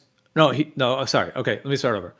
Like, they didn't have almost everyone assuming it's a globe. He's saying basically they already have everyone assuming it's a globe, but they decided to put all their eggs in the basket of faking a 24-hour sun, where at any time in the future or now in the past, that wants to prove the sun sets in Antarctica or lives in Australia or some southern area could just easily prove that the sun sets or there's no 24-hour sun, and then they'd have this huge issue that they didn't even need to do with everyone already assuming it's a globe. And now NASA and all the globe's believability is suddenly in question when they never needed to pull this stunt off to prove something by faking it. And then it says, think about it. Doesn't it seem more reasonable that if they made all this effort, that they do it with something they wouldn't worry about people calling them out on? Think about all the people that live in the southern continent that already know where there seems to be a 24-hour sun, even if they can't go see the full circle of it in real life or whatever. You could read that and say it's from me, but I'm too busy at the moment. Okay, that's the last part. All right, that's it. You can only disprove it in Antarctica. You can't even disprove it from near Antarctica. Well, they have cruises that go to the 60 degree, and it's almost the 24-hour sun there, like the cruises that go to like the Antarctic Circle, the peninsula there. You won't necessarily see the whole thing, but you're going to definitely see like a majority of it. I mean, you basically have 24-hour daylight there. You just don't necessarily see the sun, and that's just doing a cruise. There's a ton of people that live in South America. Some of them have taken boats and been able to get closer to that. But I mean, I hear you. You do have to somehow get to the peninsula, like make that bridge. And it is like really dangerous waters from the southern tip of South America over to Antarctica. Anyways, that's the full thing he wrote. So I just read it all now. So if anything you want to respond to it. But he's just saying these arguments like what? Yeah, I mean, I hear what he's saying. Like, okay, there's some people that think the Earth is flat. If there really wasn't a 24-hour sun there, why would these controllers make a big hoopla of like faking it or sending fake people there? And then why would they even open up Union Glacier? I mean, the argument could go further, but I hear what he's saying. Like, why would they do all that? I don't think they're opening up. I don't think Union Glacier is open up. Like, if the sun really does set there, I think he's just saying, why would they make a whole fake thing of it now? People can just show that it doesn't, and then the whole globe thing would actually be like tanked. Why would they? I don't believe anyone can show that it's fake. And I also believe, and also the globe model requires it, so they would have to fake it if it was fake.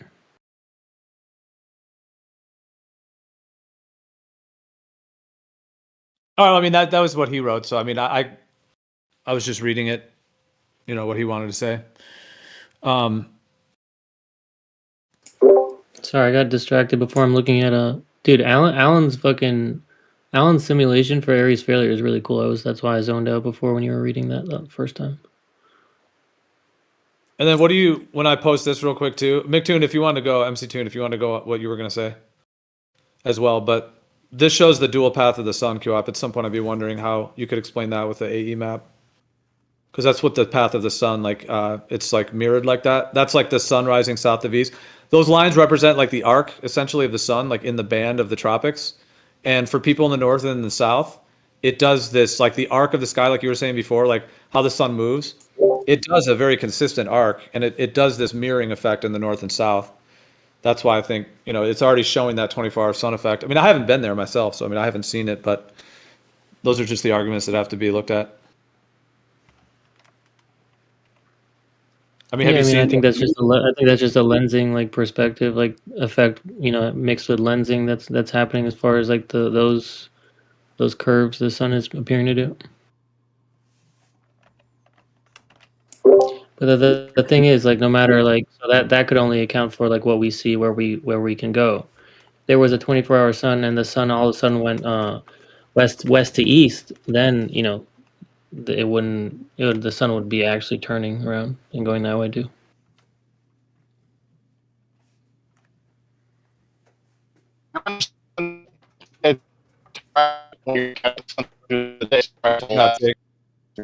Jake, you're fully roboting. Well, MC Toon, I don't know if you wanted to go anytime you want to go, but yeah. All right. Well, but I mean just a very okay. Well, just go ahead. Yeah, go ahead. Okay. First, I posted again Lady Blount talking about a north center map. I have never seen her talk about a dual pole. Not my point though. When we were in Antarctica, we took a photograph of the sun every minute for 24 hours with a solar filter, and we saw it was properly exposed, so we saw the sunspots, and we had people all over the place take photos of the sun in different locations, Australia, North, South America, Europe, Asia, of the sun with solar filters as well. And all of them have the same sunspots visible. So that's a fingerprint of the sun that's unique every day that everybody saw. So if anything was faked, yeah, but we would have. You didn't. Just a second. Hey, queue up. Just let me I finish pay you, and I'll dude. be done. So if anything was artificial or simulated or whatever, it couldn't have been because we saw the sunspots. And the angular size of the sun was the same the entire time. So whatever it was had to be relatively the same distance the entire time. So if somebody's saying it's a balloon or if it's somehow faked, it would have had to been equidistant from us, and we could not have seen the actual sun ever because we took a photograph every minute of it. So when would have the actual sun been somehow swapped out for the simulated sun? That doesn't make any sense at all. Pretty high bar of evidence that's going to have to be presented for anybody claiming that the photographs we took were faked. So not to you, that's to RG, not to you, QUp. You have a different point about how it was done. Yeah, I did mention beam steering, right, from the ground to different stations can make a balloon go up, down, and yeah, you're right. It is 1,300 miles apart, and I don't think that matters when it gets at a certain height. And the last thing, so you guys are almost identical on your latitudes, and so you would think a circumpolar wind would be able to carry it fairly at the same distance, right? Anyway. It's 1,300 miles on the globe, but on the AE map, it's significantly more than 1,300 miles. You have a flat Earth map? Yeah, Gleason does. That's the I'm one that I'm messing with you. I'm messing with you. Yeah, Gleason makes it clear 60 nautical miles per degree, and so from that it gives us a polar coordinate system. We know the distance from the center, and we know the angle, and that gives us enough that we can get any distances between any points using an AE map. Gotcha. But I hope I answered your question, right? Yeah, but okay. McMurdo is way too far. But anybody can go to any portion of Antarctica that they want to and go see. Right, ALE does trips to the South Pole if they want. You can go there. You can have people at Union Glacier. You could have people at McMurdo. You could have people at the different places. Before we went, Nathan Oakley had trotted out this guy that claimed that softly hinted at no 24-hour sun. He's gone silent since. But in the book that he referenced, there's multiple times talking about the 24-hour sun. Empire Antarctica is the name of the book. It was one of the other people that was on the trip with him at the same time, wrote the book. He had the book in his hand. He obviously didn't read it. So there's endless numbers of thousands of people that uniformly declare that there is a 24-hour sun in Antarctica when you're in the right location at the right time of year. Just because some people get confused, they think, well, oh, they're in Antarctica, like an island that's north of the Antarctic Circle. You shouldn't see a 24-hour sun ever there.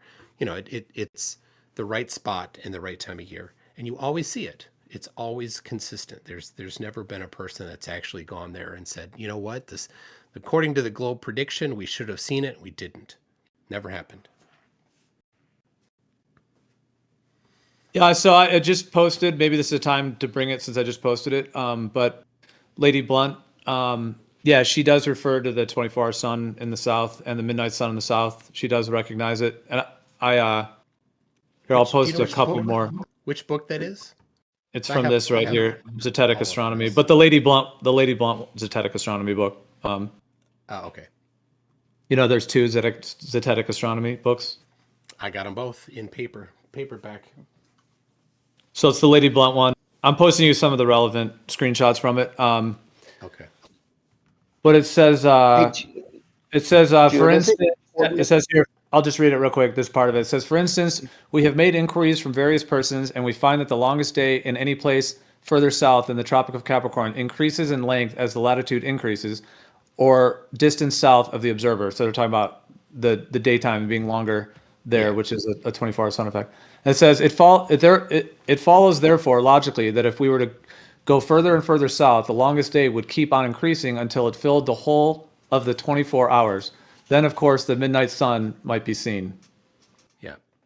Now, the thing I wonder about, Dubé, and nobody else that I know of, has claimed that Lady Blount proposed an explanation.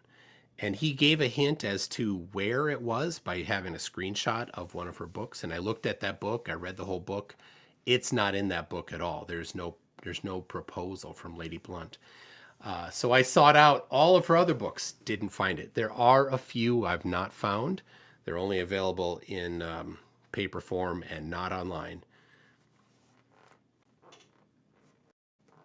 So maybe she did, but I don't think Dubé had a copy of it. He's just making stuff up.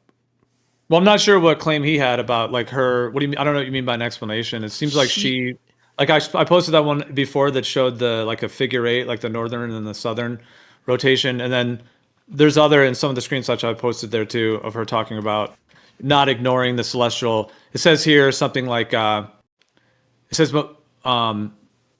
it says these southern Zetetics know that the earth and sea are horizontal and stationary, yet they are candid enough to testify to celestial motions which some illogically think are opposed to this great fact. But one can never contradict another fact. Both must be true. Zetetics, therefore, in the north must be candid enough to accept the facts on celestial motions in the south, just as we wish globularists to be candid and reasonable enough to accept the well-known fact that water is level and that the earth, therefore, is a plane. Well, they're not going to agree with that. It says only those who are candid and sincere will arrive at all the truth. Though they may not obtain it all, they certainly will obtain much more than those who are not candid. Yeah, but my point was she didn't propose an explanation for it.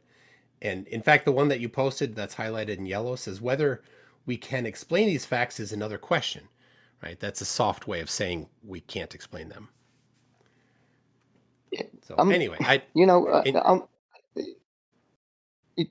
Gio, you said something, and the only thing I've ever heard all the mysteries of the sky. Right. No one could ever know what the whole sky is as a human being. But it's easily explained. She put the diagram of the two motions. I mean, the motions are explained. What they are is a different story, but just recognizing what is, which is what zeticism is all about, just recognizing what is. Levels water, the earth is planar, and the sky does what it does. Yeah. You know, when I've heard the older books, older authors, let's say, excuse my voice, if I've ever heard them speak of a 24-hour sun, which I have, they always just say in the south. Now, the south is a lot of places. I've never heard anyone say at 79 degrees in Antarctica. I've never seen that in an older book. Or like, let's say, if you go south from the tip of South America versus the tip of Africa, and you continue south, like, the authors say, just in the south, it's this, or like if you know what I mean? I don't think there's been adequate enough, for me anyway, people that go south from both tips, right? And then when, like Lady Blunt said, you just continue south until, the sun fills the whole of 24 hours. Well, what if you just kept going south after that, right? You just kept, no matter what part of south you end up at, as long as you're consistent in staying south from the tip of either Africa or South America, and then just continue south, and let's see if those research teams meet in the same place, kind of thing. Yeah, well, that's the north to south. Yeah, that's the north to south circumnavigation for sure. Yeah, the north to south circumnavigation comes into question there, of whether you link around, like whether you start going north once you hit the pole. Yeah, but I think people lose sight of when we say circumnavigation, then people try to prove it through boats or airplanes. Like, I would rather people be on terra firma and work their way south, if truly south is going to meet back around at the bottom of a ball. Yeah. Yeah, well, even if you're in the sky though, and you come in, I don't know, you're going under the globe, quote unquote, you can only come up on a certain place though, right? I mean, well, depending on your longitude, obviously, but I think that would be strong evidence for me, I think. Right. I would say as long as you're under the weather system, so you're not influenced so much by like air currents, because those do go in a circular path. Yeah, I mean, it's a hard one, right? You would have to use airships probably, but yeah, go ahead.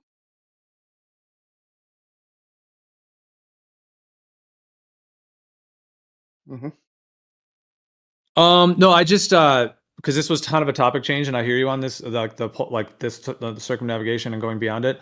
Just on the last topic, real quick, because McToon, you were, I would say it's pretty clear. Like, this is from Lady Blunt. I'm just going to read a little bit of this. It says, now the above facts prove these constellations in the south move around a southern point near the small star Sigma Octantis. We are credibly informed that they'll all appear to move around this point. Zetics will readily believe that they move, not the Earth. The fact that they so resolve proves the further fact that the ethereal currents which carry them around are similar to those currents which exist in the north. So they're kind of talking about like the star movement as like ethereal currents, is what she's saying. There are therefore two sets of such currents instead of one, as formerly supposed. So that's basically dual pole right there. And then she says, but more of this anon. We shall now proceed to give the diagram illustrating these facts. And then it says, in the former diagram, we trace the sun's spiral motion from the Tropic of Cancer to what was popularly known as the equator. It must be remembered, however, that the equator is only an imaginary line, generally given as a circle, which is supposed to represent the sun's path at the equinoxes. It says, and the sun still goes with its spiral motion, not from L to M. This is on her diagram, as popularly supposed, but from L to N. So this is basically from single pole to dual pole, because she's saying what's been popularly supposed is the AE Gleasons, and she's basically laying out the dual pole. It says on the inner curve of about 23 minutes to the south.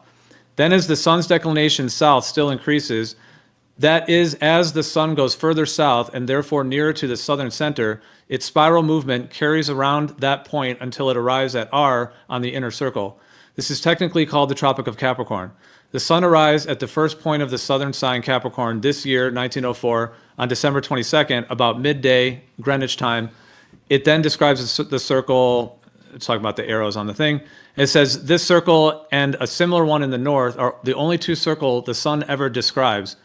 All the rest of its revolutions, or nearly all, are spirals, very fine spirals certainly, but being so that they are not exact circles. And then, sorry to keep going, but just the last part. Now, when the sun reaches the southern tropic, Capricorn, it is summer in the south, though at Christmas time it is winter for us in the north. The sun's daily circuit is then at its nearest to the southern center, and so the midnight sun may be seen in the south at this time of year, just as it may be seen in the north during the Arctic summer. We have already shown how this is possible over a plane Earth and how it conflicts with the idea that the Earth is a sphere. And then it's referencing an article called The Midnight Sun, both North and South, which appeared in something called The Earth, Volume 1 in the year 1900, is what she references after that. Yeah, so this is on page 11 then, showing the dual pole, right?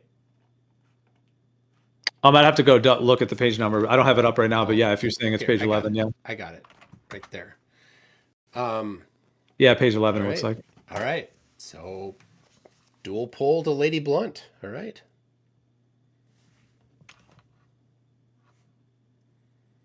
Yeah, it says here that the midnight sun was seen in south was reported by the late Antarctic expeditions. In fact, it was reported that the sailors played cards on deck in full sunlight at midnight about Christmas time. And that's from something called the Windsor Magazine. Yeah. Yeah, it seemed like she, I mean, that pretty much lays it all out. That's dual pole. Yeah, so this is 1904. It's a little later. She started in like 1870s, 1880s. So I think she must have progressed there and tried to put together some kind of ideas. So there could be a theory that, now whether there was like a reset, that's a whole nother theory, but there could be a way in which like the controllers pushed a false Gleason's AE map and tried to get all the flat earthers onto that as being what the actual map is, while they were getting everyone on the globe as well.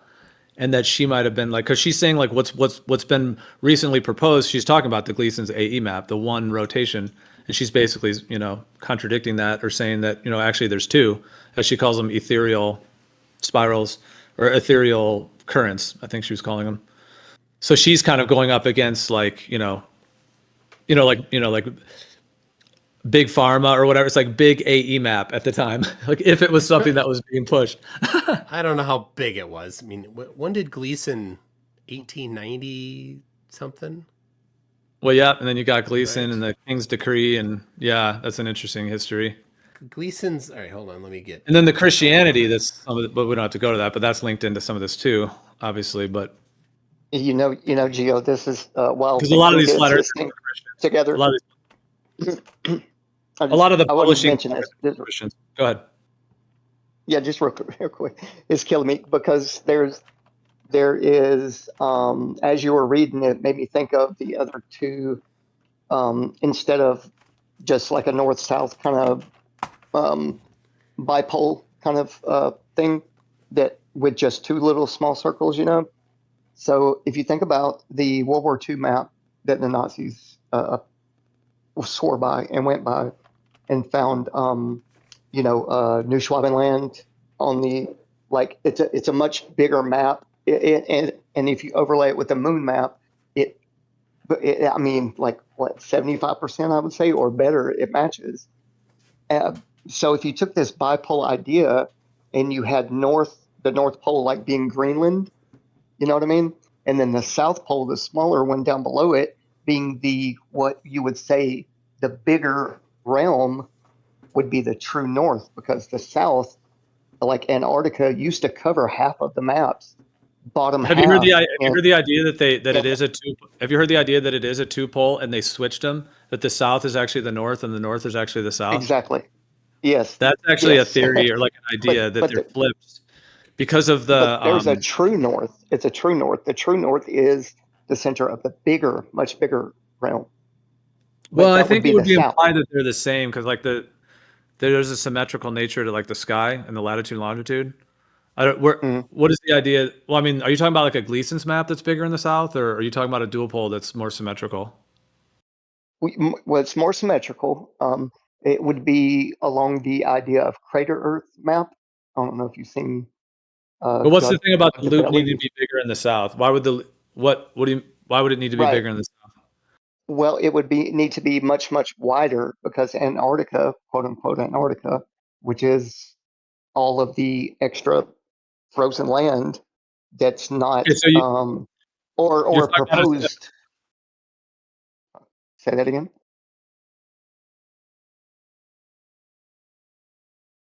You're cutting out. Did we lose him? No, I'm here. I was just trying to understand what you're saying. It's all good, dude. Yeah, if you're talking about, I mean, we were talking about the Gleason's or AE map, which people refer to that single pole. And the thing with this lady Blount is she's basically saying that like she's calling it formerly supposed that the single pole was formerly supposed. I don't know, man. It's kind of crazy the whole history of that. But and then you were saying what you're saying, and then about the South, and I just didn't know because like on the Gleason's or AE map, the single pole type thing, obviously the South is way more spread out, and then Antarctica's a rim around the outside. On a lot of the dual pole type layouts, it would be basically that the North Pole is the one, and then Antarctica is essentially the South Pole, the whole continent, and it would be a continent more like the size they say it is at the actual southern pole on a planar surface. So, and it would be suspected that the two poles would be relatively similar size. Although, I mean, there could be theories that one could be bigger size than the other. But the path of the sun and then the longitude and latitude are all kind of mapped out with those two poles of where we live in terms of the two. They call them hemispheres on the globe. But so if one was like massively larger, that would be a big thing they'd have to try to hide, I guess. Yeah. Yep, exactly. And I think that's what they do with the. I hate to say it because I've learned so much from this map, but the AE map I believe is giving us the truth, but it's wrapping it around instead of putting all that extra wrapped around land on one hemisphere or one side, right? Yeah, that's basically the difference between like I know that like an AE or Gleason's, it's not necessarily has to be called single pole because there's the idea that like the outer rim is like a speaker magnet, like a ring magnet, where you can have the center is north and then the whole outer part is south. And we've talked about that over the years as, you know, with that idea of the south being like a rim around the outside of it. But yeah, and then Antarctica ends up being spread out around the outside, but yeah, generally when the dual pole does exactly what you just said, instead of Antarctica being the rim around the outside, the Pacific Ocean is the rim around the outside, and then Antarctica maintains itself as a continent, like you said, in the southern hemisphere. You know, but a much bigger, yeah. So it would be in my understanding or my theory. It's like two hemispheres. It's like two hemispheres upright on a plane. Two hemispheres upright on a plane. You could see it more like that type of idea instead of two hemispheres wrapped, you know, of a ball of a ball Earth. Is the difference. You know, like the two sets of skies are not upper part of a ball, lower part of the ball. They're actually just one portion of Earth and then the other portion of Earth, kind of like the lobes in the brain, where you have like the right side and left side of the brain. I kind of think it's fascinating, the correlations with those kinds of things. Exactly. And yeah, I do think AE really, I do think it's a thing. Like it's just a very smaller portion of what it would be more of a thing in the north. The North AE would be pretty similar on the dual pole, the AE map, the current AE map in the north, but it's the south that is different, and the equator is different. But yeah, and if you think about it like this, the north or the right side of the map I'm getting at is South America's tip would be 180 degrees almost from the tip of Africa, and that's why they don't run cables and stuff between the tips like that. So, but anyway, I'm done. I'm going to go eat, and you guys have a good one. I'll be listening, hanging out, man. Appreciate the convo. Nice one, man. Yeah. So McToon, what do you think about dual pole being talked about back then, and then that it's not even a new thing? So, well, yeah, it's not, but because I saw it back quite a while ago on tfes.org. But here is, I have Lady Blount's writings from 1893 to 1897. Like they're all put together into the Earth Not a Globe Review, which was a series of periodicals. And in there, she's very clearly using the AE map. So in those several years, she had a change in her opinion, potentially. Yeah. Interesting. Well, I would imagine she wrote about both. Do you have the full? Oh, you gave. Okay, I can go try to find that one because that's looks like it's just an image that only has a little bit of text there, but it does show the tropics coming out from the center. Yeah, I'll tell you the name of it. But is she asserting that's what it is, or is she just doing like modeling in that? I think this is what she's claiming it looks like in that era of her writing. There's the name of the book. It's probably got it on archive.org. So I don't have, the one thing I'm missing from her is volume 1 and 2 of The Earth, which she did after Earth Not a Globe. So I have volumes 3 on, but the volumes 1 and 2 of are not anything I've ever been able to find online.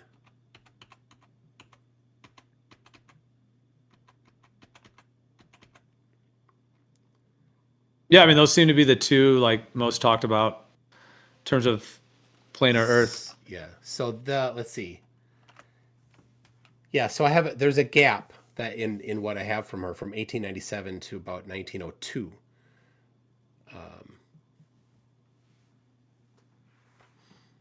Because the one that you found, which is Zetetic Astronomy, is 1904, I think.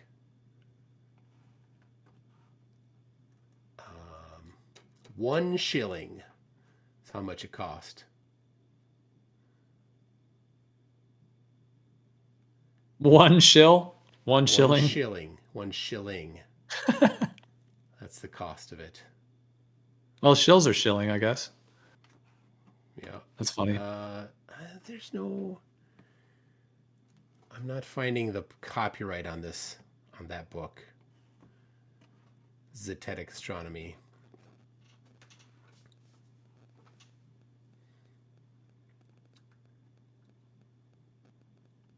To whom the copyright belongs. It doesn't say the year.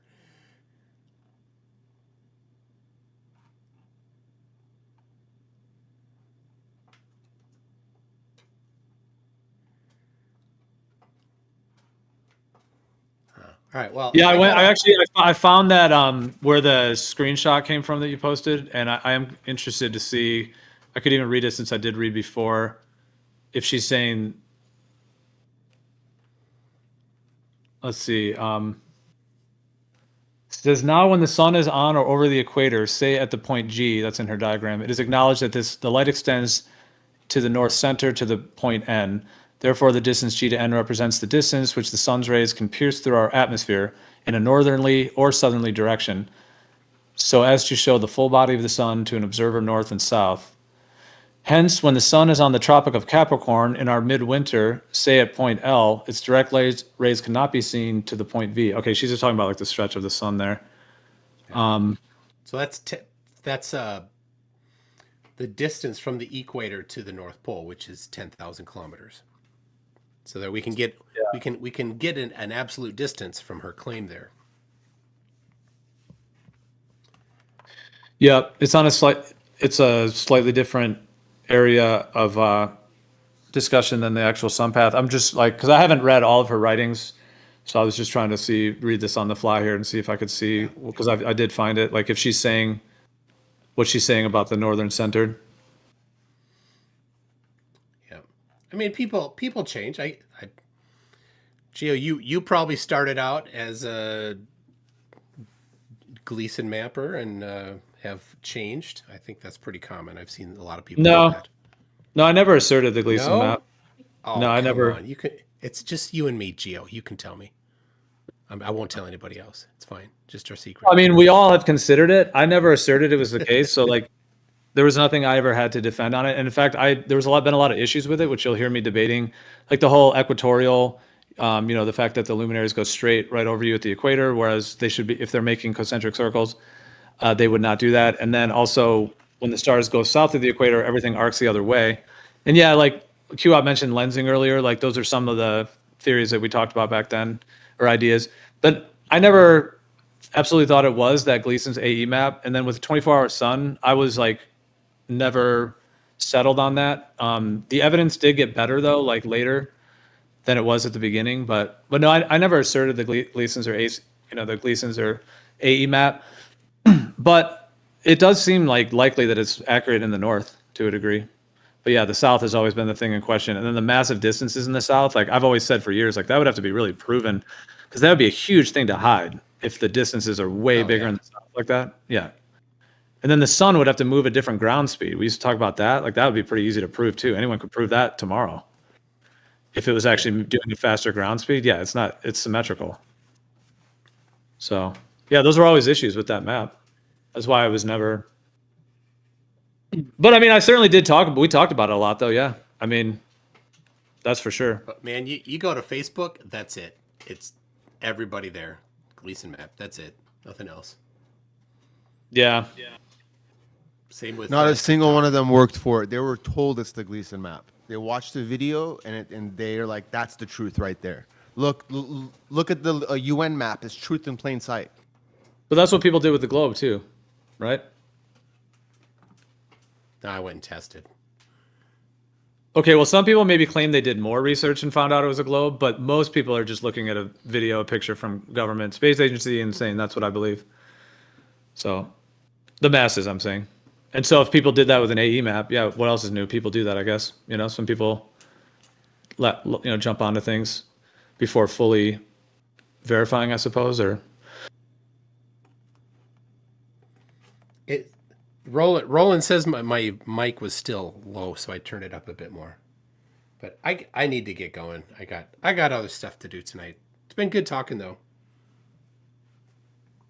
Yeah, man, you too. It was cool to look into the Lady Blount stuff. It's always interesting. All right, cool. We'll see you. Bye. Cheers.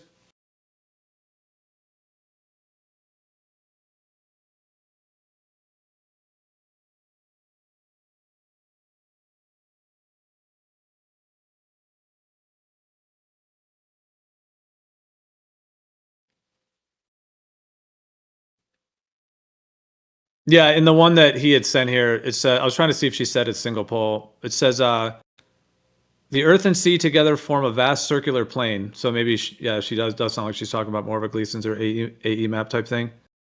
She says, the surface of standing water has been abundantly proved to be level.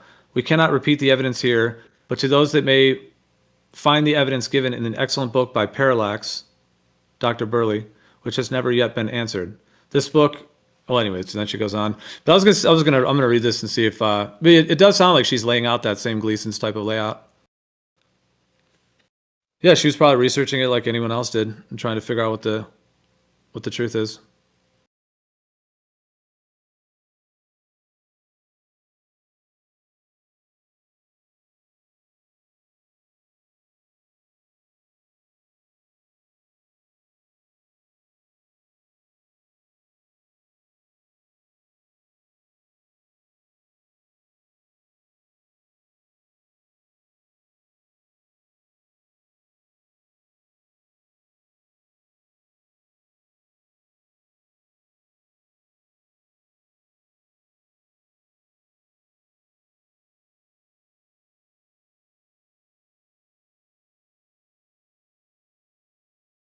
Gatebreaker, did you know Lady Blount back then in 1904 was talking dual pole from what I read before? No.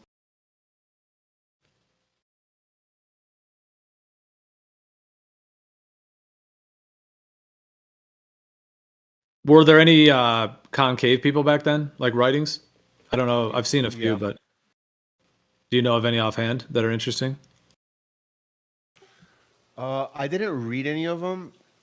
I just know that there's. I have a list of at least 10 books. I just skimmed through them on what I was looking for. Yeah.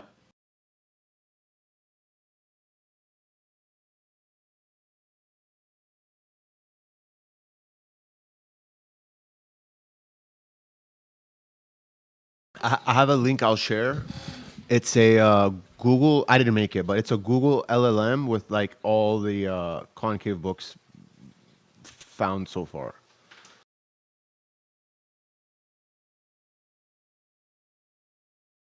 Nice. So in your Was concave, like flat Earth movement what? more popular than concave back then? I don't know. I posted the link, and you could ask the bot questions, right? So all these books are fed, and then you could be like, how does it describe planets, or how does it describe this? And it'll be like as if it read all the books, and it'll tell you what the books say. Nice. Yeah, it does look like in this Earth review, this lady Blount one, yeah, she is basically laying out like more of an AE map.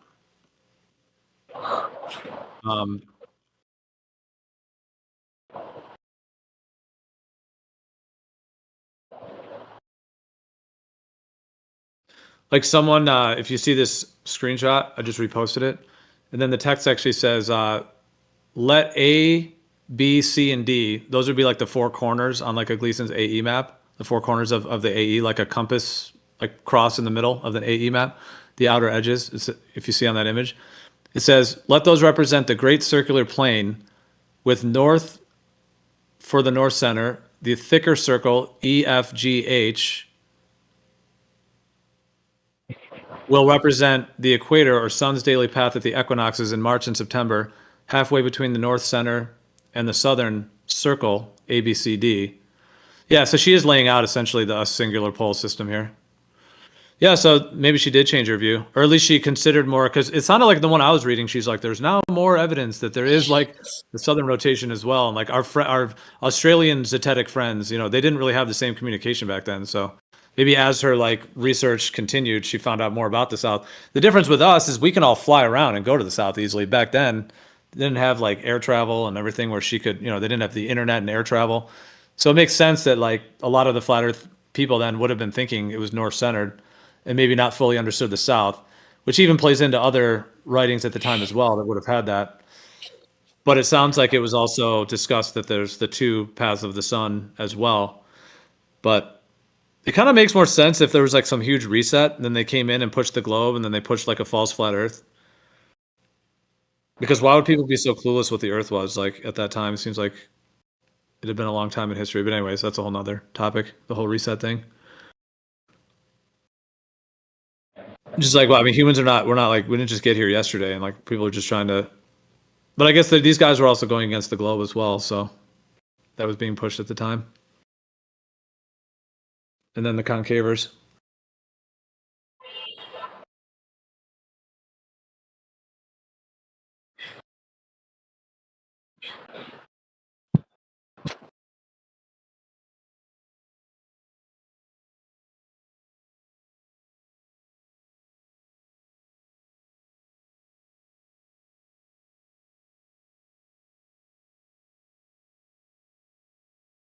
She actually mentions on here that there's a fallacy or a problem with this layout, though. So she actually I just read this. She actually breaks down the A.E. Gleason's map and the whole problem with the equator, because that one has a huge problem with the equator.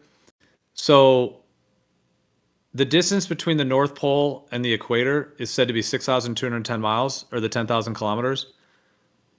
But if you put a circle of the same circumference on a flat surface, the radius is like 4,000 miles. And so that's a huge discrepancy with that. And she actually mentions it right here. It says, now a glance at this diagram, that one that I posted there, basically the A.E. Gleason's type of concentric circles. It says, now a glance at this diagram will reveal another very popular fallacy in connection with this subject. there cannot be 90 degrees of the ordinary geographical extent between any point on the equator and the north centered. The number and the length of degrees of latitude north and south of the equator have been calculated on the assumption that the Earth is a globe. But as the level of the surface area of the sea proves the Earth to be planar, these degrees are so far misleading. If we allow 360 degrees for the equatorial circle, there would be in distance about, it's hard to read there, something degrees in the diameter from E to G to F to H, and only about 57 degrees of such degrees in its radius. Yeah, it's kind of smudged right there, so it's kind of hard to see, but it says here, the center north, instead of being 6,250 miles, or 1/4 of the meridional, that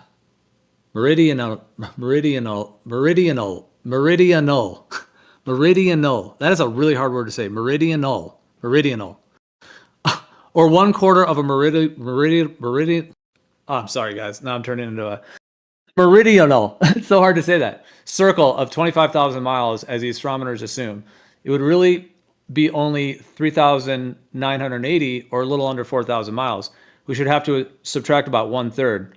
So yeah, she's basically laying out that whole issue. Basically saying, it wouldn't be, for the 25,000 mile circumference, the 1/4 of a meridional circle. That's how you have to say that word. That's so crazy. Anyways, it's like a tongue twister. And then that it would actually be the 4,000 miles, which is what they claim the radius of the globe is, ironically, is what it would be with a flat circle. So yeah, she's talking about that discrepancy. It's kind of amazing, like how long ago they were talking about a lot of the same stuff and how it got completely forgotten from like basically through the world wars until now. Because this was post World War I.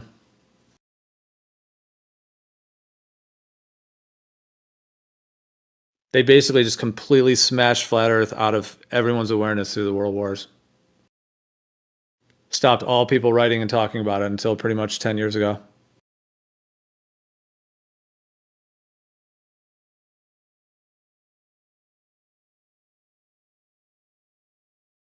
So yeah, it sounds like she knows these issues with it as well. So I'm not sure she is actually asserting it. She may just be talking about the modeling of what people are saying. Because like they're trying to figure out what it is back then as well.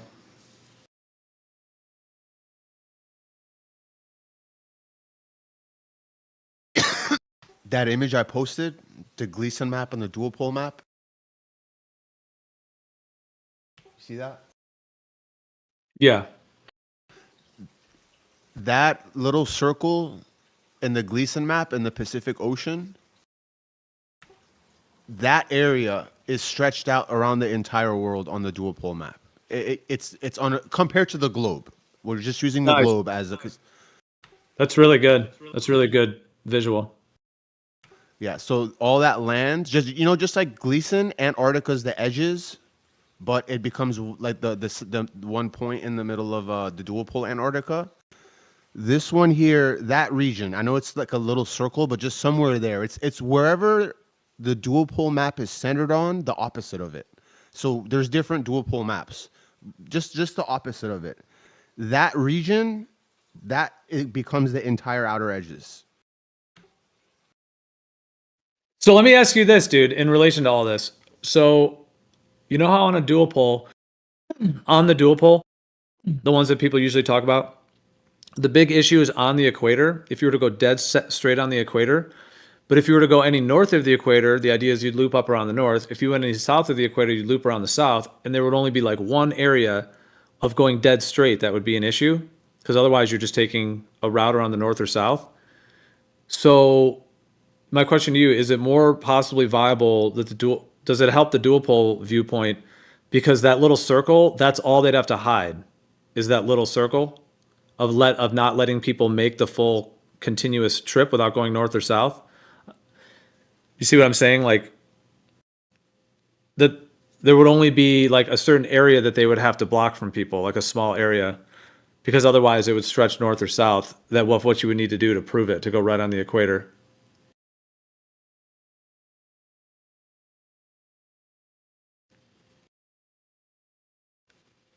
I mean, isn't it basically it's basically the prime meridian, right? Or no, the The international dateline. I mean, because the international dateline like cuts down like around the backside of the globe, but the dual pole, that's where it pieces together. That image I posted, these different size orange things, and then beneath it you've got those blocks, those cubes, like rectangles. These essentially visually correspond to if you're taking this, I'm not saying you, if one is looking at this at face value as a planar map, so we're not looking at this as the global interpretation of what this means. Someone's looking at this and this is literally a planar map. Maybe, you know, Australia is not so big and stuff, but the general idea is the more towards the edges you go, the more things get stretched out compared to the globe when they're not. So like the one in the middle is the centermost circle is the smallest circle. That centermost region, when it comes to this map, is the most accurate compared to the globe. Anyways, what I'm trying to say is it's not just this one little area that they're hiding. It's the whole setup of the map. You have to look at it for what it is and what all is showing. This is what I'm saying. So you'll have to confirm. An observer can be anywhere at the outermost edges of the map, anywhere, and they're going to be seeing the same stars. Anywhere at the outermost edges. If they look up, they'll be seeing the same stars. And if you want to say something, let me know because I could stop. Same thing on the Gleason map, right?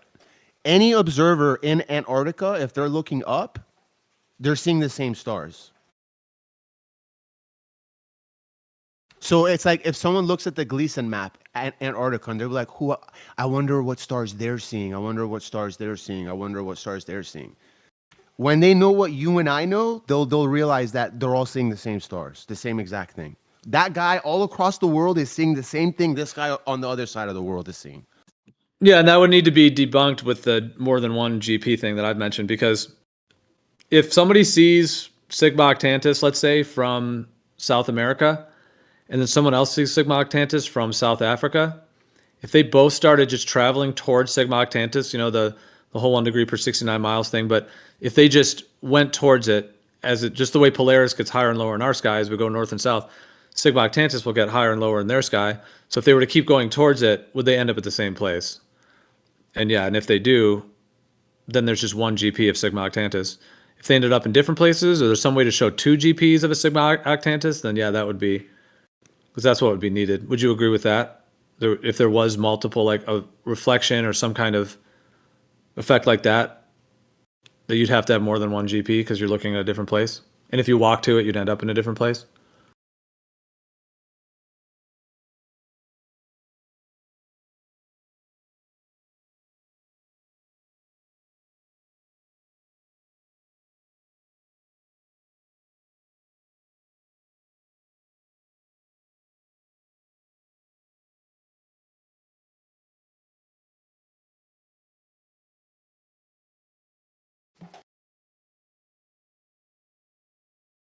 Tune into my stream. I'm going to show this one more time.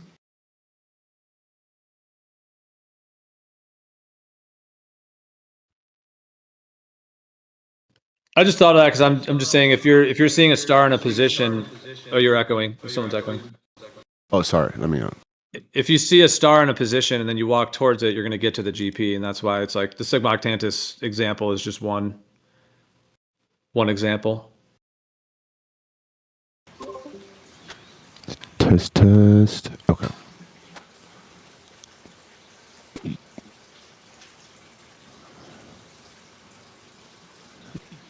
You see my stream?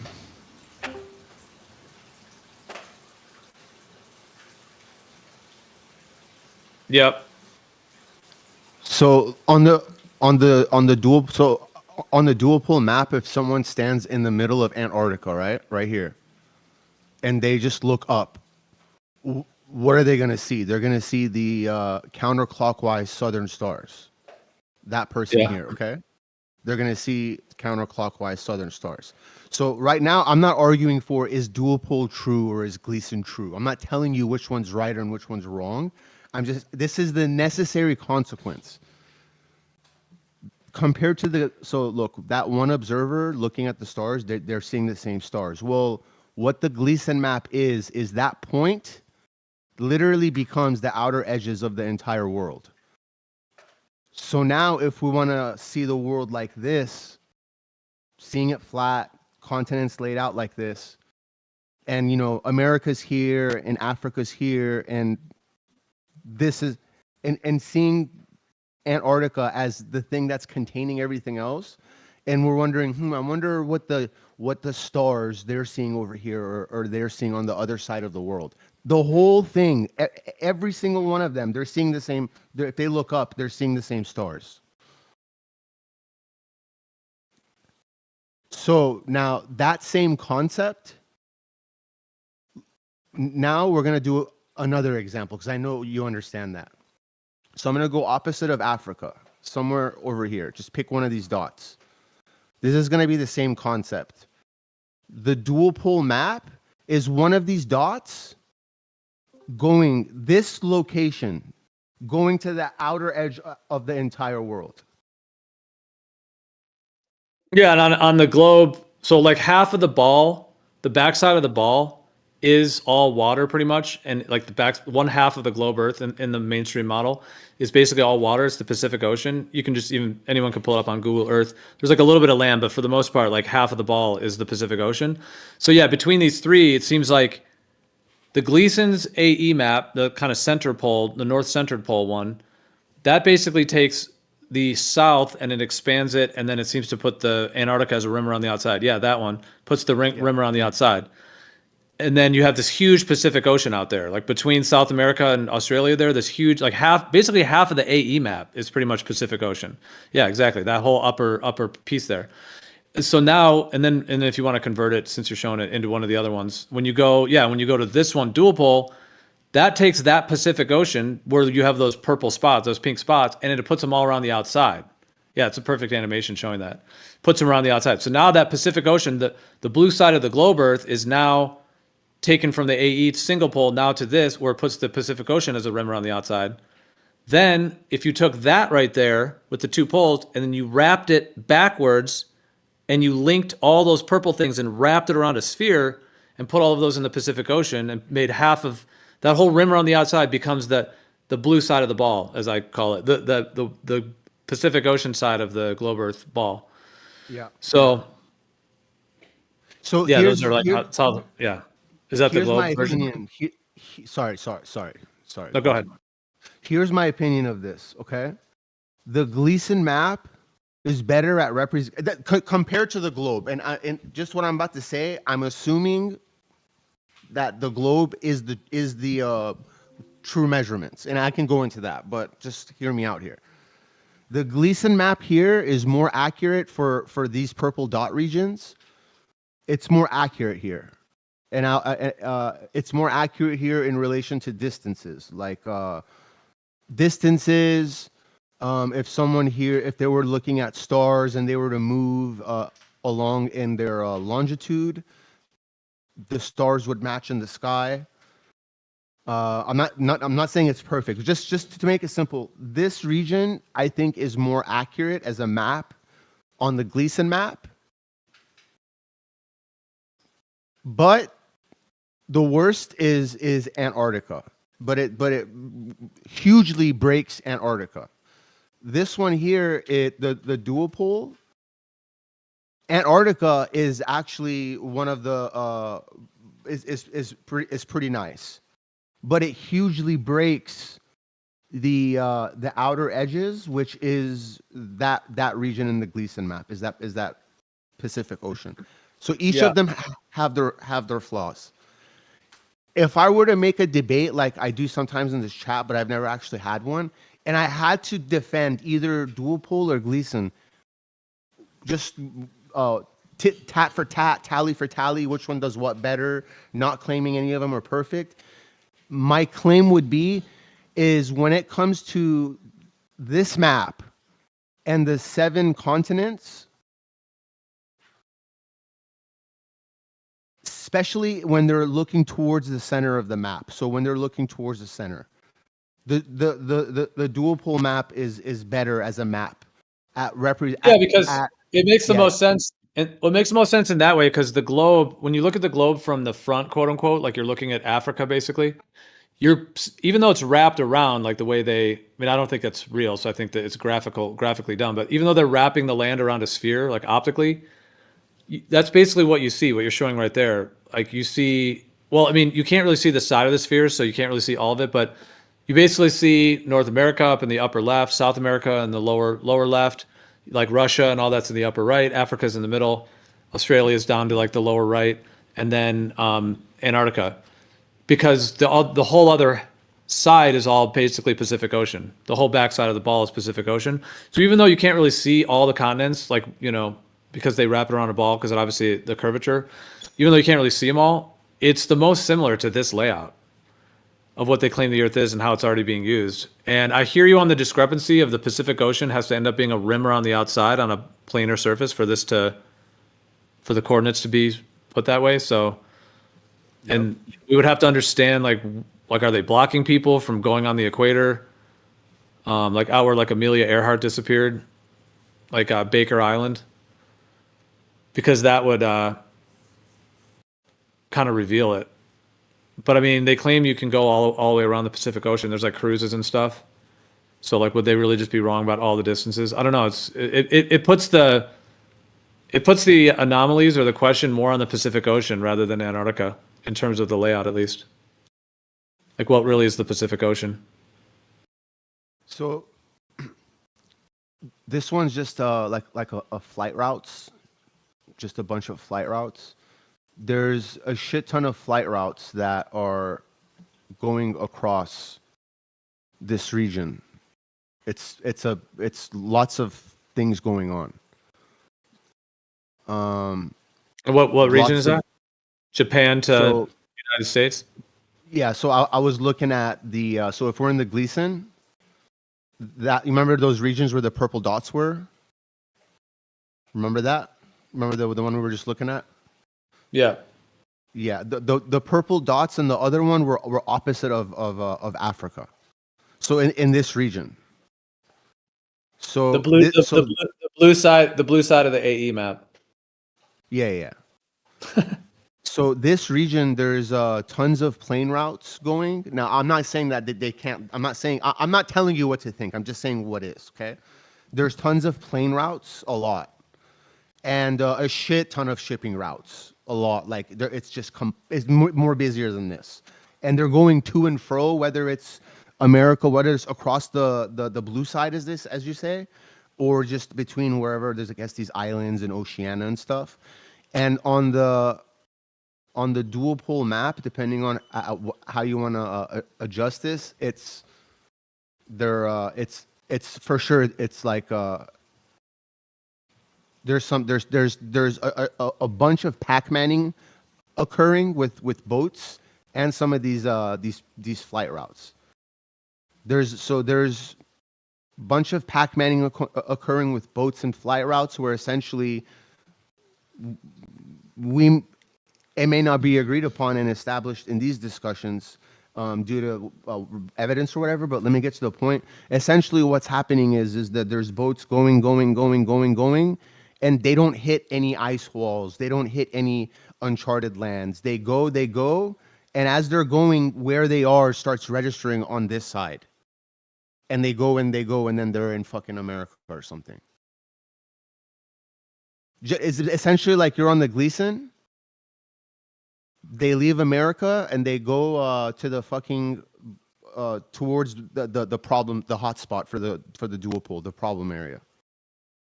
And there's tons of plane routes, tons of boats, shippings.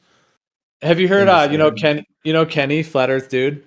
Have you heard he has this argument that there's no trans-Pacific sail races. If you ever heard him talk about it, it's hilarious. Shout out to Flat Earth dude, man. He's awesome. But if you've ever heard him, and it's just another interesting point, like about trans-Pacific sail races. But yeah, I'm following what you're saying. The thing is, I would question the coordinates of what we're given. So obviously the Earth is a thing, and it's also not other things. Like there is an absolute truth in my view of what the Earth is. So like it's like if we're in a room together, we're hanging out in a room. We could measure the room. We could say there's stuff in the room. We could sit on a couch in the room. It's a real room, you know. Now the Earth would just be like a huge room, a very large room, you know, that has extents that we can't really reach ourselves individually, like especially in the sky and in the extents. But I hear what you're saying with all this in terms of the flight routes and stuff. And I wouldn't suggest that like all of those are just completely fake trips or whatever. I mean, that could be one theory that's all like in a computer system or whatever, and this sort of programmed that way, but they're actually routing people in different ways. Or the coordinate, I mean, the thing is like they would have had to take the coordinates of what does exist and then put it into a globe model and then sell it as the globe and then only give us the coordinates of the globe coordinates. You know what I mean? Like we don't necessarily have the real coordinates of Earth. We have what we're given. And that may be where the discrepancies are. But I do hear your point there. It's good points to consider of the different type of layouts. Yep. That one's pretty cool. Does that one convert to two-pole in the animation or?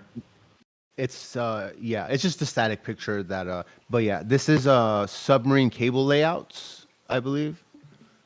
So this is we have here, this is the Gleason. And then let's warp it to let's keep the hotspot, the problem area for Gleason, as I like to say, let's keep it on this side. So we're gonna warp to dual pole, which is something that one doesn't really wrap as many around the outside because it had more of a gap between South America and Australia, it seemed, when you had it on the original AE. Like this one loops less around the outside. Yep. So that one's really that's not very Pac-Man-y compared to the other one. And those are the undersea cables. See, that's interesting versus the plane routes. Yep. Because undersea cables can be checked with ping rates. So yeah. Doesn't it seem like less of those did the Pac-Man effect, or when you converted it? Because see that big gap between, like, if you just go from the tip of South America all the way to, I don't know, whatever that is, kind of like Fiji or what even is it? Oh, Hawaii, I guess is what that is. There's a bigger gap.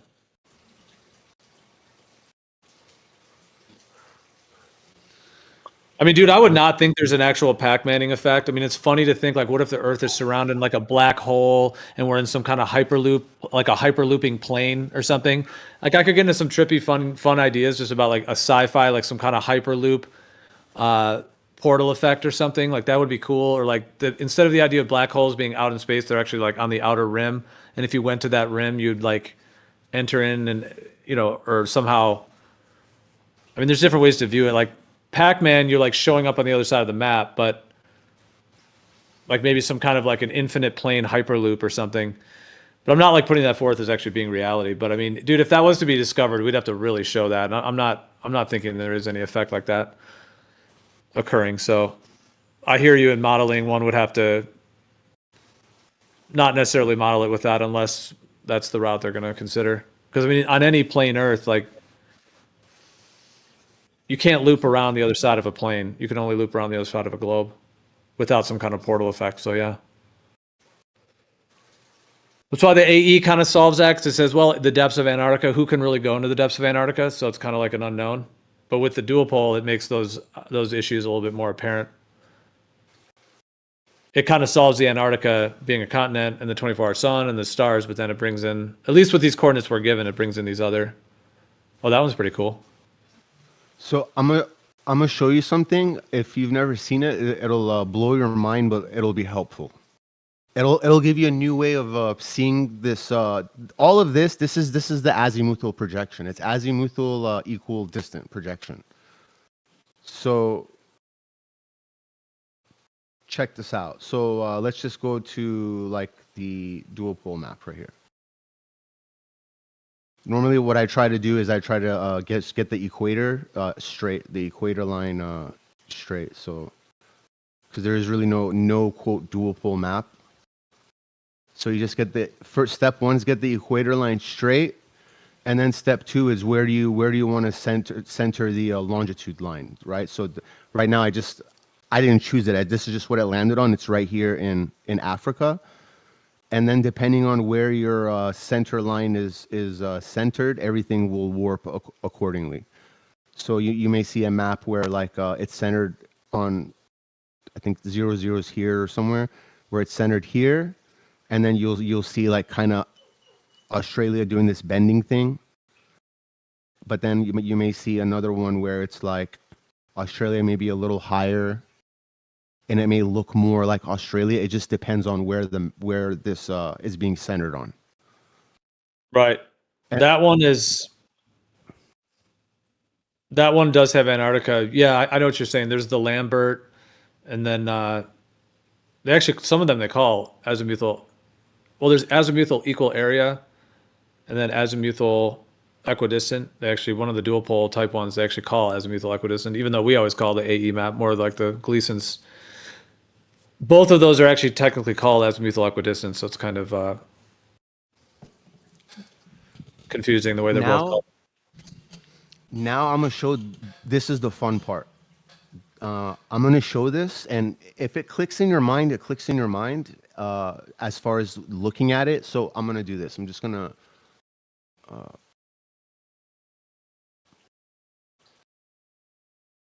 Okay, so if you look now, that looks more. This is what I. Exactly. This is what I see now. It looks like I'm inside of a ball. It looks like I'm. Can you see? So I'm looking down in the concave. Yeah, it does look like that. And then I'm looking in the like equator. Now I'm rotating it. Looking up, rotating it. So if you can see the concave part now, watch this. I'm gonna put it back to normal. I'm gonna spin it around. Can you kind of see how it still looks like it's concave?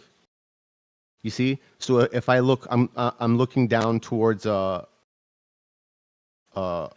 Africa. Antarctica. Basically, what it's happening is wherever you're focused on, you're on the other side of the world looking towards it. So you know, one thing, just I know it's kind of a side thing. Keep on what you're on, but dude, you know the whole like sun setting, like for people in the north, it sets like in the south, and you know how that's like how to get the dual pole to wrap that. Like if you just put your mouse real quick over up or like where I'm at in California, way up there, or just go to like the dual pole, I guess, or one of the basic dual poles, and then if you just put your mouse like up, yeah, up there, yeah, where California is, yeah. So for me, like the sun is like in my south, but for it to be looping around the south, there's kind of like a geometrical, like a heading issue there. But concave would actually kind of solve that.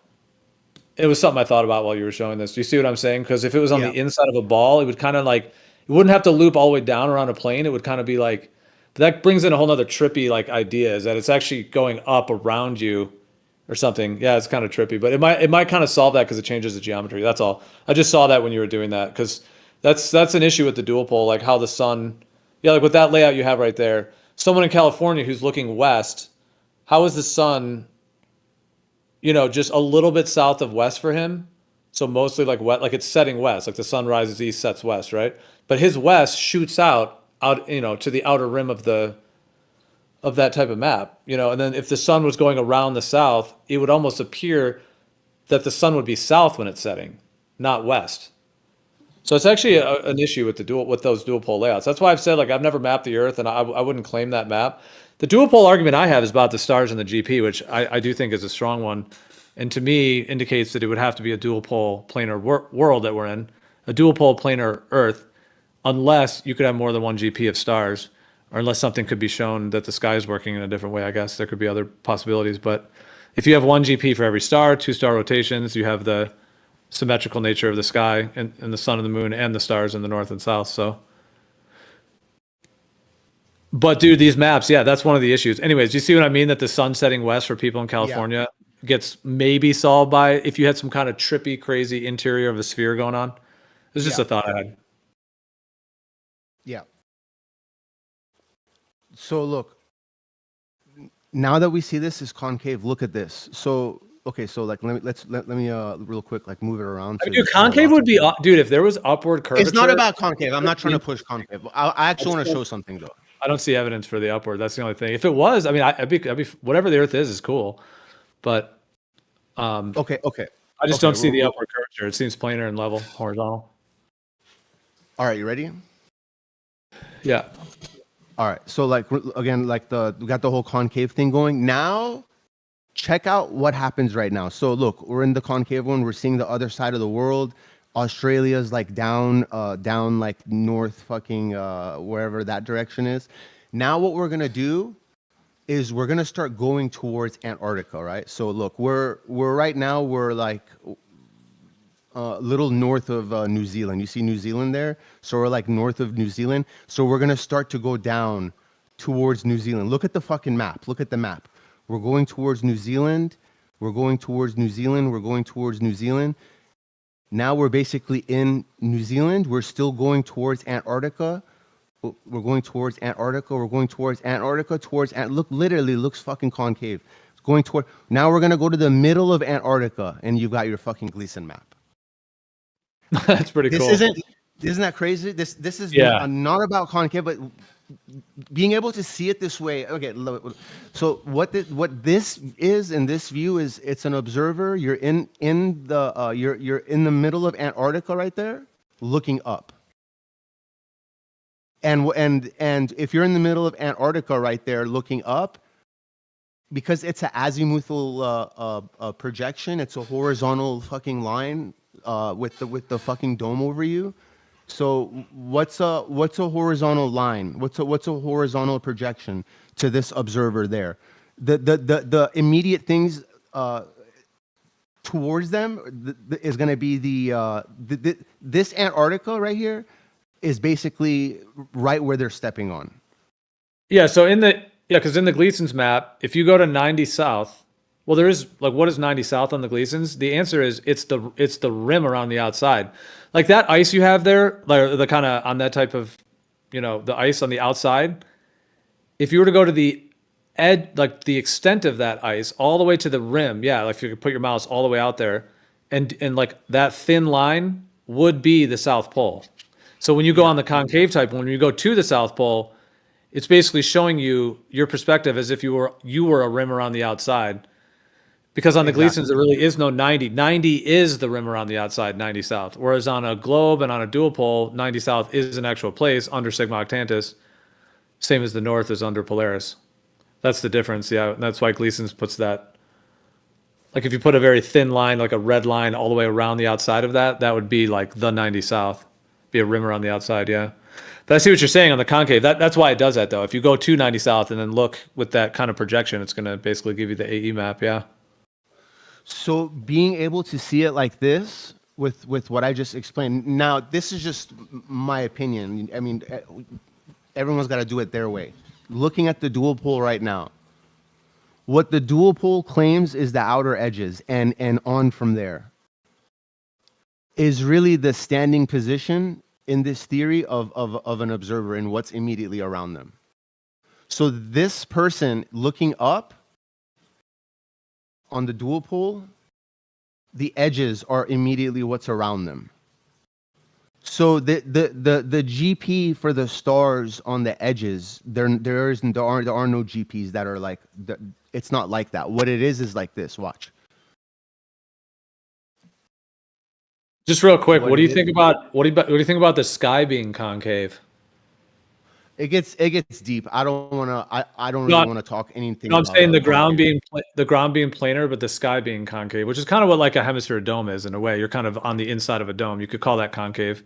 But what do you think about concave sky with planar Earth? I don't know, man. I don't know. All right, so on the last one, this is the star field now? Yeah. So okay, I see you're wrapping them in the different ways. Okay. Yeah. This one here, this is the Gleason layout. You see, can you notice, first of all, these regions of areas, the sizes of these squares, they mean something. This one's not just arbitrarily small here, and then this one's arbitrarily huge here. For the Gleason map, it's taking same thing. I don't want to explain it again, but you see this southern axis of rotation here. It takes this region and it puts it at the outer edges. Right. Yeah, For the, and kind of Gleason for single the- pole type thing. Yeah. The dual pole has a similar issue, actually exact same issue, just the issue, the tail, which is the problem, is moved somewhere else. In my opinion. So Is this the dual pole type one, or? yeah, so it would be rotating like this. Okay, it looks so concave to me, but I'm trying to imagine. Yeah, you're not. just- You won't be able to unsee it now. It's too late. The equator, the equator's in the middle, so you get the diverging, converging, diverging. Yeah. Yeah, if And you then keep there's, animating it like that, that's at the equator. Yeah, somewhere around that. I don't. It's not exact, but somewhere around the equator. Yeah. And then the Gleason one is just if I put it at the north poles, and then just whichever direction. I forgot which one it is, but Yeah, but so if you go to the Gleason's one, the thing is that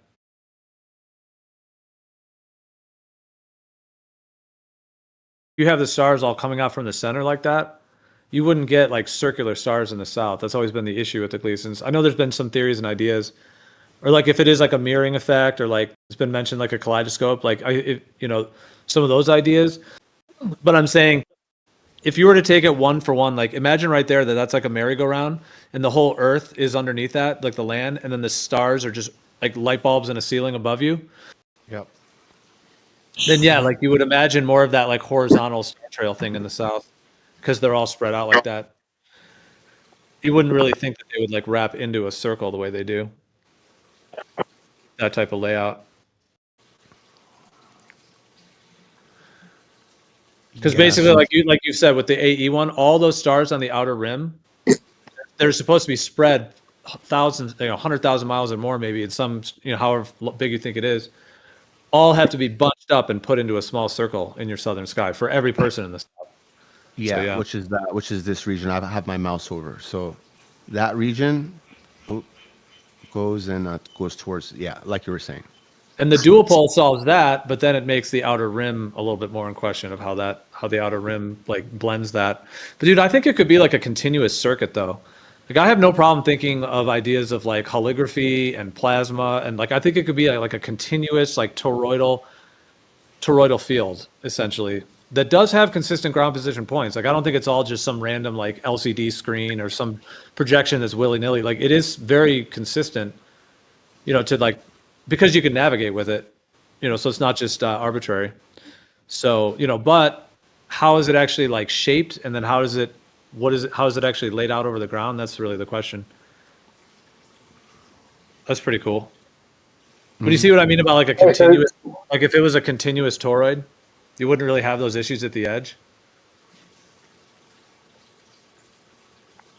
Hey, Gio, did you say that the Lady Blunt, when she changed her model to the AE map type thing, that was how much later was that? All right, so I went over that with McToon. He was here. I don't know if you heard all that, dude. That was very interesting. Yeah, I did. He went away kind of like disappointed that the dual pole was Lady Blunt's thing, but then he found something that said maybe she started to fill for the AE. Maybe she was the start of the AE showing. Well, I have not read all of her work, but I've read some of it. But the one that he had posted, which was from that like magazine, like that Earth review, she was definitely talking about the north centered with the concentric circles. We need a better name for it because like technically some of the ones that have the two poles are also called azimuthal equidistance. But anyways, AE Gleasons, I know people say that. Anyway, she was talking about it. Gleasons, yeah. But I don't know if you were listening to that part too, but she actually was saying that it had problems. Like she was saying like one of the kind of basically falsifications for it. Or what was the word she used? I don't know if it was that strong of a word, but something like so, I mean, dude, from what it like, okay, I'm not sure she was asserting that Gleason's type layout or the concentric circles, but she was definitely writing about it. And then was also writing about the issue of the whole distance from the North Pole to the equator, and that radius problem with the 25,000 mile circumference and all that. So she was like aware of all that. It didn't really seem to me like she was asserting it there.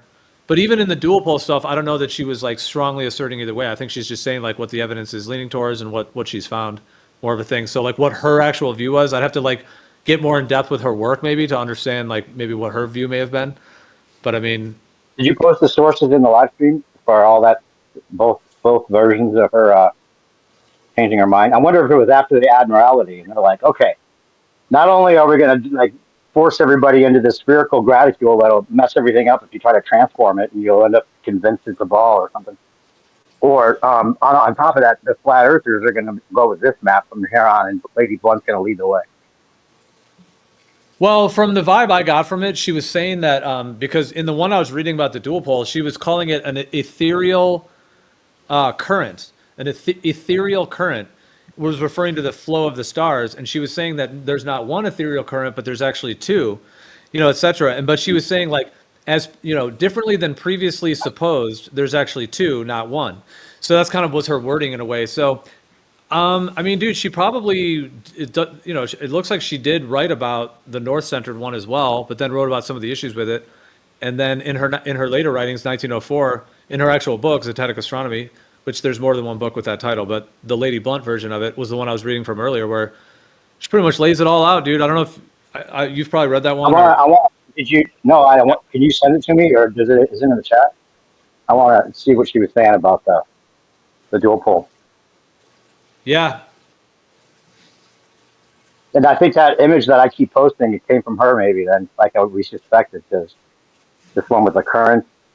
Have and then you, the one that's still. I'm just going to do kind of a drop right here because I have it in like one area. And I actually have the original book too, the PDF for it.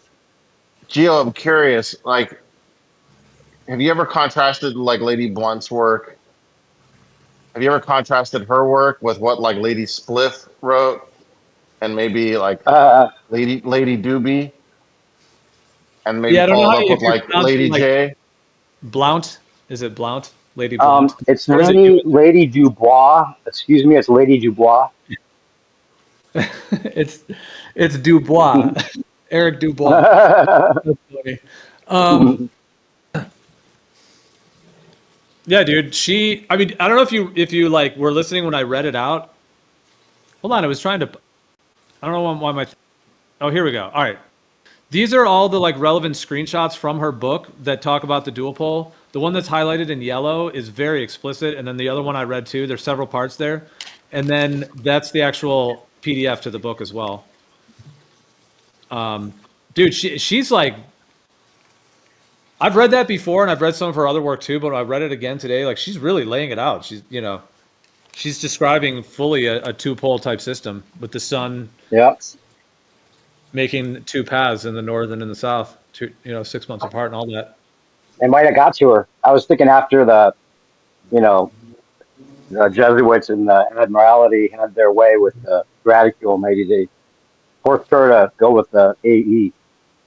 Well, dude, what other like dual pole writers were talking about it? Because the thing is, from what it looks like with her, she in her earlier writings she was talking about a single pole, and then in her later writings she had more evidence, in terms of there being what's going on in the south, and she's kind of making it sound like, oh, well, what was what's currently thought about in terms of the single pole is not actually accounting for the second pole.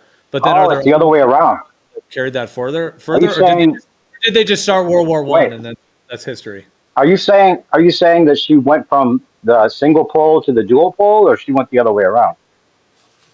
In her writings from the 1893, she is referring to the single pole, but she's also pointing out some of the issues with it. But she is saying like this is how it's one idea of how it's proposed to be kind of thing. I'd have to read it more in detail, but from what I was like skimming through, it doesn't look like she's like fully asserting it. She's kind of more like modeling and talking about it.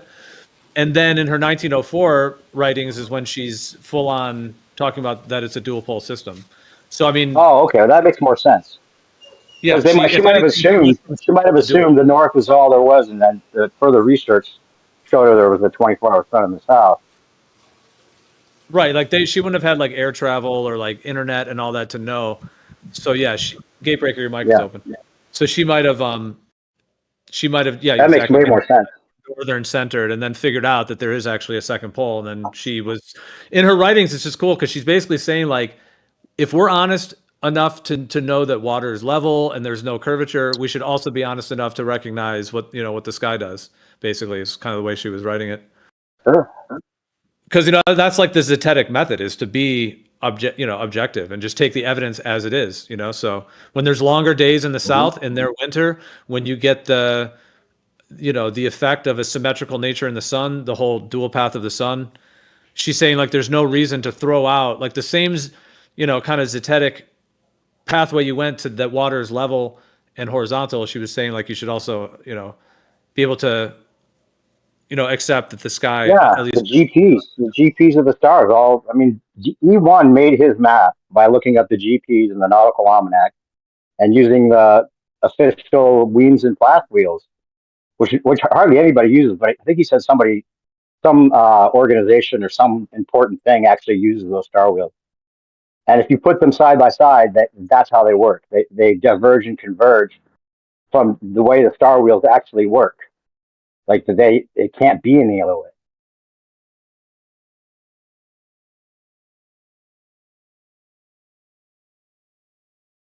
But they make it so you have to flip it over. You have north on one side and south on the other. Almost like they knew that if they give them two wheels for people to use, they might catch on. For which one? The Weems and Plath star wheels that E1 used. Oh, you're saying See, this Weems and Plath. Yeah, Weems and Plath is like the go-to nautical company for nautical information and stuff, right? So like he like spent some money, $100 for those wheels. But they put the north on the one side and the south on the other, because you only be using one at a time. Like if you're trying to plot a star for the north, you would just use the north wheel or the south wheel. And then the north has some of the stars from the south on it, and the south has some of the stars from the north on it, because you can still see the stars in the north from the south. But that's what makes it confusing, and people that are criticizing the gift that of E star wheels, they think that the stars are overlapping, but they're not actually overlapping. It's because there's stars on each wheel that have to coincide. So it's just all the same stars. Yeah. So that when they turn like a cog, like wheels of a cog. Is that right? Cog wheels. They blend anyway, together. Yeah. They have to like match up. Yeah. That's why they're not overlapping. It's just that some are represented on one wheel on the outer edge. So they have the celestial equator circle drawn around the middle. And then on the outside are stars from the other hemisphere, but they don't go 360 degrees around. They're just on that wheel. So if you're looking north, you could see the stars that you would see coinciding with the north wheel. But that they don't use the wheel north and south. If they gave you two wheels, you might figure it out, is what I'm saying. You have to flip it over and start again. And there's no instructions to them at all. They just give you the overlays and the star wheels, and then it's like figure it out on your own, which you had to do. But it makes perfect sense too, the way that these overlays for each latitude. I'm posting pictures of the star wheels now, the Weems and Plath. That's like the raw data, because those stars have to be like certain distance apart, and if they're turning on a wheel that's consistent, you can't just say it's only apparent, because they have to match up with the GPS of where they are when you're trying to plot and navigate and all that. So that's like the raw data plus the nautical almanac for the GPS. And then he figured out the prime meridian shift, which was what made like all the continents get the right amount of direct sunlight. New Zealand and everything, they came together. Plus the sacred geometry for like the stuff that I put together for his esoteric ideas, which he didn't want to like make a big deal of, because people could like speculate or say he's speculating too much about that. But it's pretty cool the way that the sacred geometry comes out, some of the images that come out. And he was saying that if you freeze the stars right when the sun is over the Great Pyramid, because that's where the starting point of Aries should be. Like the sun, think about if they were to like set this up, and the sun is at the tip of the Great Pyramid, and you're looking at it from the north, right, where the celestial equator and the prime meridian cross, right? So at that point, now you're looking south to where the pyramid is. The sun goes right over the tip. Then you start your counting of Aries, and everything goes from there. And the way that he was figuring out that there's the ley lines on Earth seem to match up if you froze the stars right at that point. And then you look at where the stars are, it seems like they're almost matching up with where they say the nodules of energy are on the Earth. But then he connected all those like lines. He connected all the stars with the lines, and it's like he was getting some of that without the 33 degree correction. But then when he made that correction, all of that took on a symmetry that made all these images come out that are like Freemasonic images that could be like where they originated from even.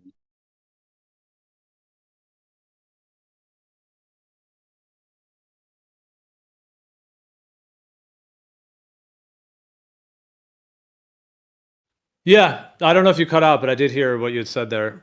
Were you finished or did you cut out? I don't know, but I just said the images that he was finding. Can you hear me now? Yeah. Images he was finding were seemed to like maybe be where they got like some of the Freemasonic images from, like the Pope hat and the Jesus fish, maybe even the rocket.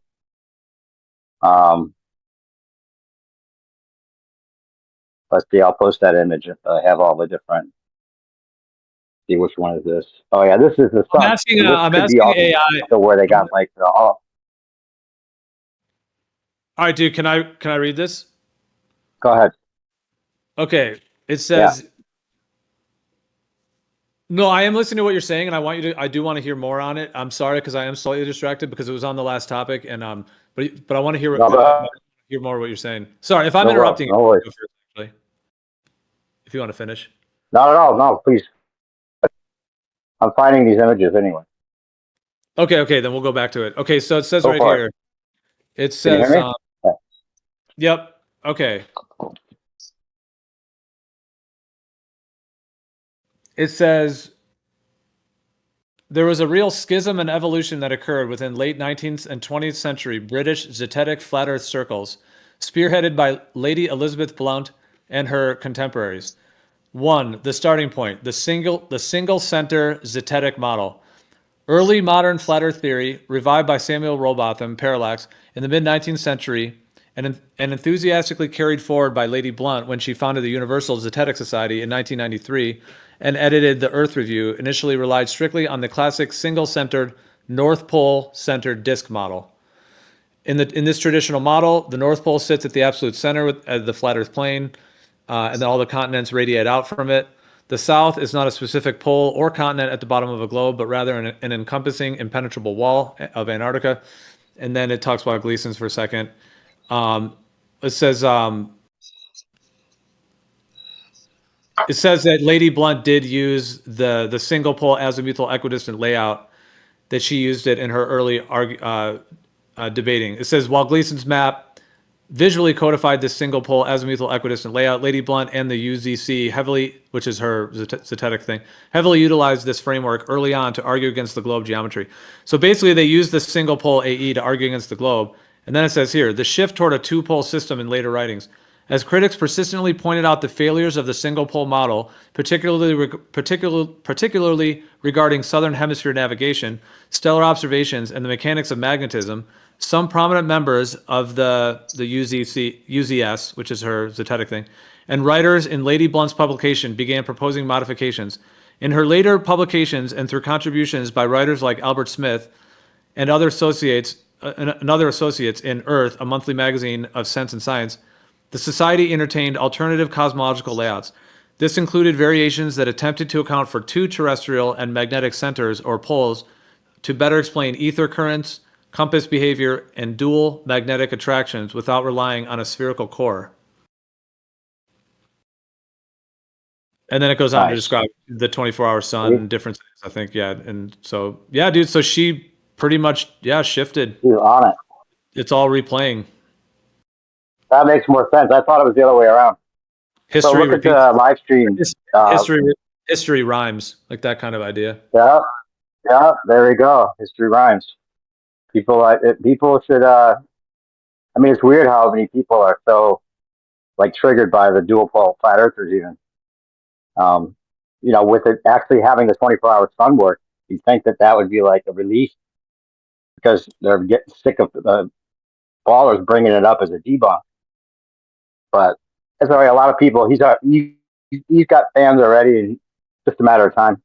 But check out in the live stream one text where I put those images. I think you've probably seen them before.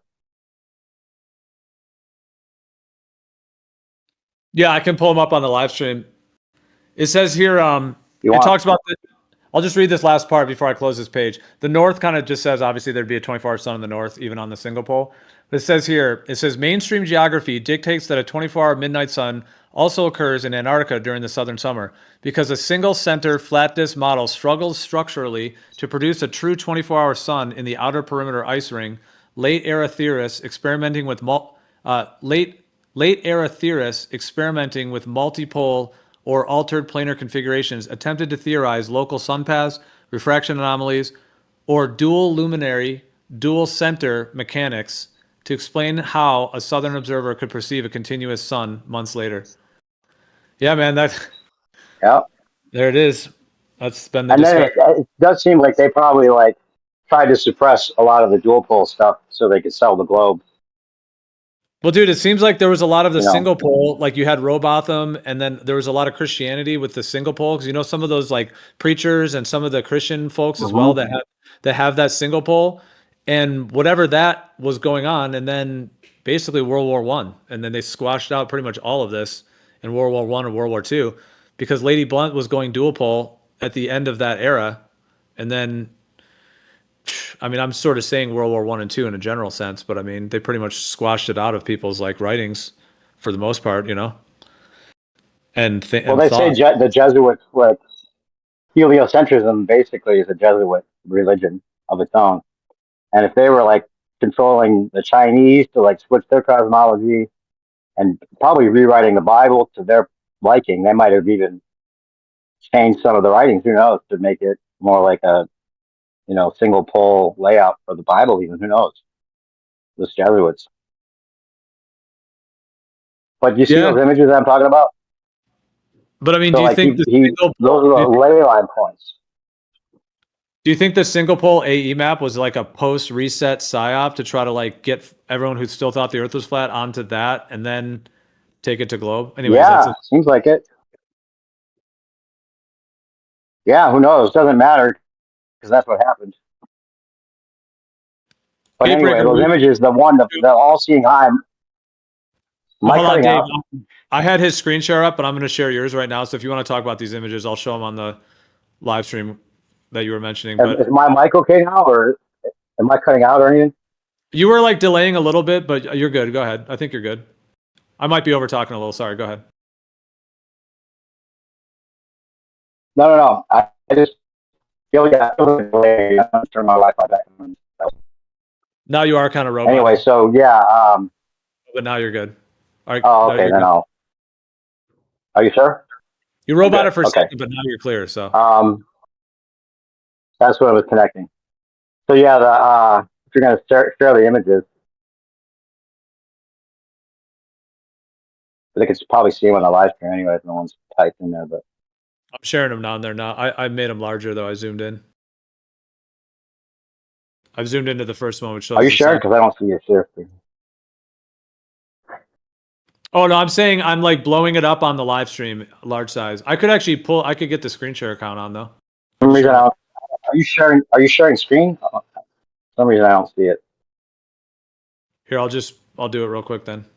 I was sharing it on the actual live stream, going out to all the. That's what I meant. Oh, okay, never mind then. That's fine. Yeah, it's no big deal. I was just showing the all-seeing eye might have come from if you took a picture of the sun as it crossed the prime meridian, as it goes tropic to tropic.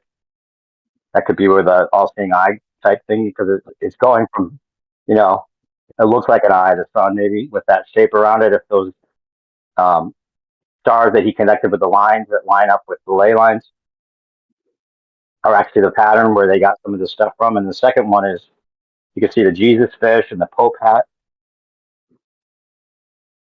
and that Pythagorean proportions on the side. Just a bunch of Masonic stuff. That's pretty intense, dude.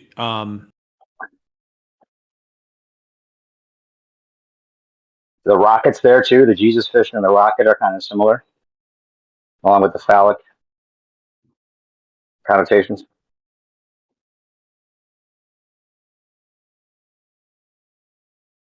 All right, now I am sharing it on the live stream, like in here on Discord on that screen share account. So anyone who wants to cool. can actually join it there. All right, so this first one you're saying, dude, that's pretty. You're saying like the analemma makes like an eye, basically, or the path of No, the that's sun. where the sun. That's the sun, where the sun would be at the prime meridian. You know, as it goes full circle from where it starts. Then it moves from tropic to tropics, kind of like an analemma that you would take a picture every time it crosses the prime meridian.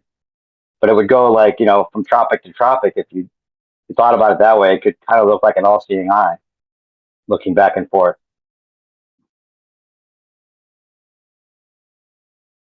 And it's all speculation, but it's interesting.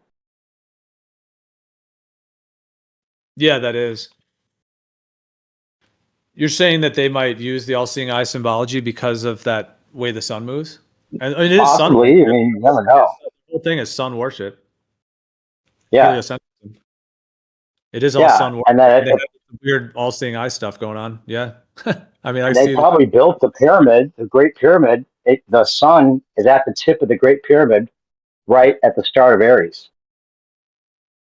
So the That's start probably of why they built the pyramid. start of the eye, basically. Yeah, well, like the sun is like it's a sun worshiping pyramid. That's why they built it so big, and the tip of it hits the sun. Like it starts the clock.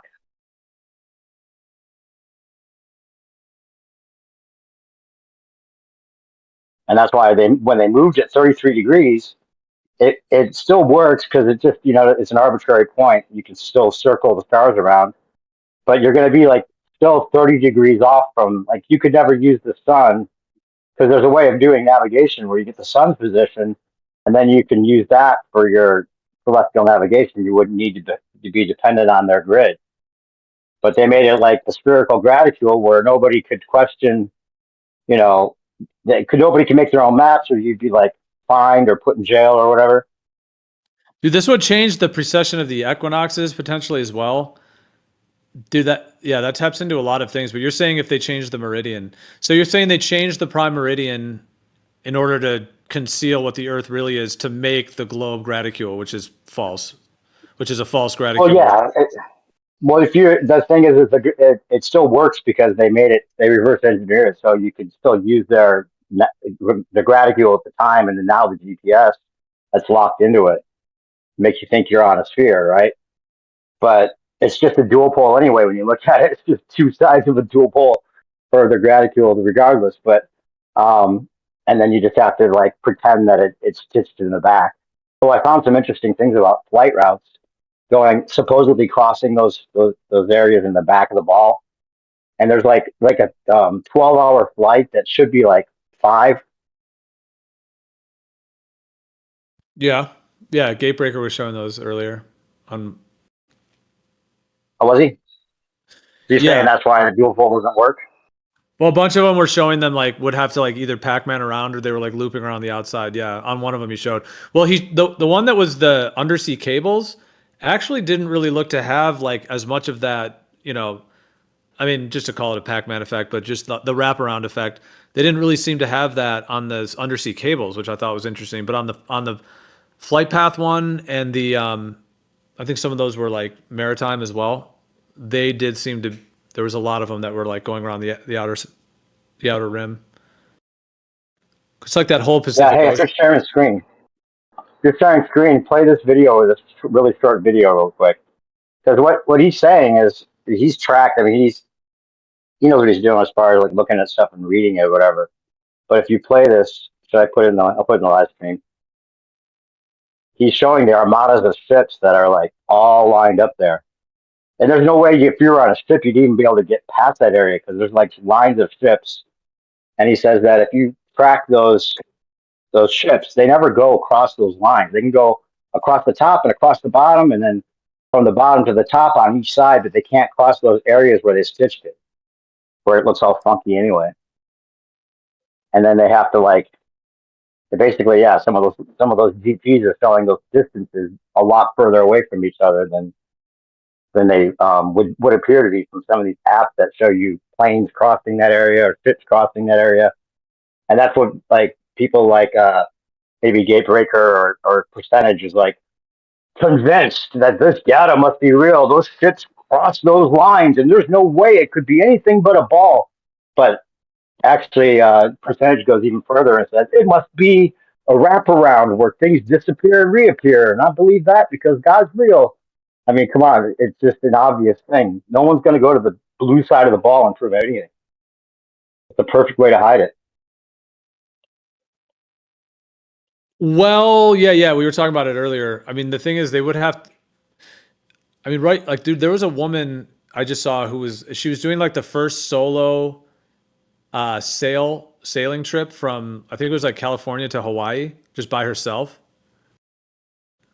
So like if somebody like that was out there like literally by themselves with like a GPS and they're doing some like solo journey, you know what I'm saying? Like it seems like with the dual pole thing, there would have to be some kind of way in which there's like either like a part you can't go, or there would have to, there have to be some kind of like something that would turn you away from a certain area. And there are videos out there of like huge ships basically like radioing it, doing like a radio communication to a boat and being like, yeah, you can't be here. You have to leave this area. So I mean, oh really? Well, yeah, that makes sense. Yeah, there's like that. That's where they're gonna crash the ISS to be more remote. They say from anybody on Earth than they are from the ISS while it's in the air, right out there where Point Nemo is or whatever. That's where it would be. And then you just see when Gatebreaker was showing that there's like he had the one that showed a little pink circle, like kind of out near Hawaii. And then he was saying that between the AE and the dual pole, like that little circle ends up wrapping all the way around the dual pole. That's because of the transform of the globe he's using. He's using a transform of the globe. But the interesting, no, yeah, I know, I hear you on that. But the interesting thing about a small circle, though, is that what if they actually, because the way we've talked about how you could go up north or you could go south, what if they would only have to actually like hide the part that's on the equator? Right, it's just where the 2 points meet from the international date line on the backside of the ball. The spot where on the backside of the ball, right where they meet. Everything else could almost still be accounted for, but there's still the rim around the outside. Because if you went straight out, what would happen? And that's another question. Of what? Well, yeah, but you would never think if you're following your compass, you would never go past. You would just follow your compass. You wouldn't go out there without a compass. Then you'd either be going around the north or around the south. Maybe the same. Yeah, but what I'm saying is, if you went to, let's say, 1 degree north latitude, and you're going west, and you just keep cooking, so you would whatever's going on the equator, you wouldn't be there. You'd be 1 degree north, and as you start going to the right, let's say, and you're going to go up around the North Pole, like what would be to the left of you? What would be to your immediate left? Are you going to share this? Oh, you're sharing this video. I can share whatever. I'll explain that again. This is playing right now. You play that video. Let's just hear what E1 was saying about it. If you want to play the audio. No, I was going to ask you what timestamp, or if you wanted me to play audio on it. How long is it? Just start at the beginning. We can kind of fast forward if we need to, or 2 times it. I think it says 15 minutes. Okay, just this first 5 minutes or so. It is. No, but do you see what I'm saying? If you went to the 1 degree north latitude, and then you start circling up around the north, like, is there just more ocean to your left? Is there do you think there's an ice wall there, or do you think? Well, your compasses freak out. There's like that. He says that there's reports that if you go up too far that direction, your compasses start like freaking out and spinning all around.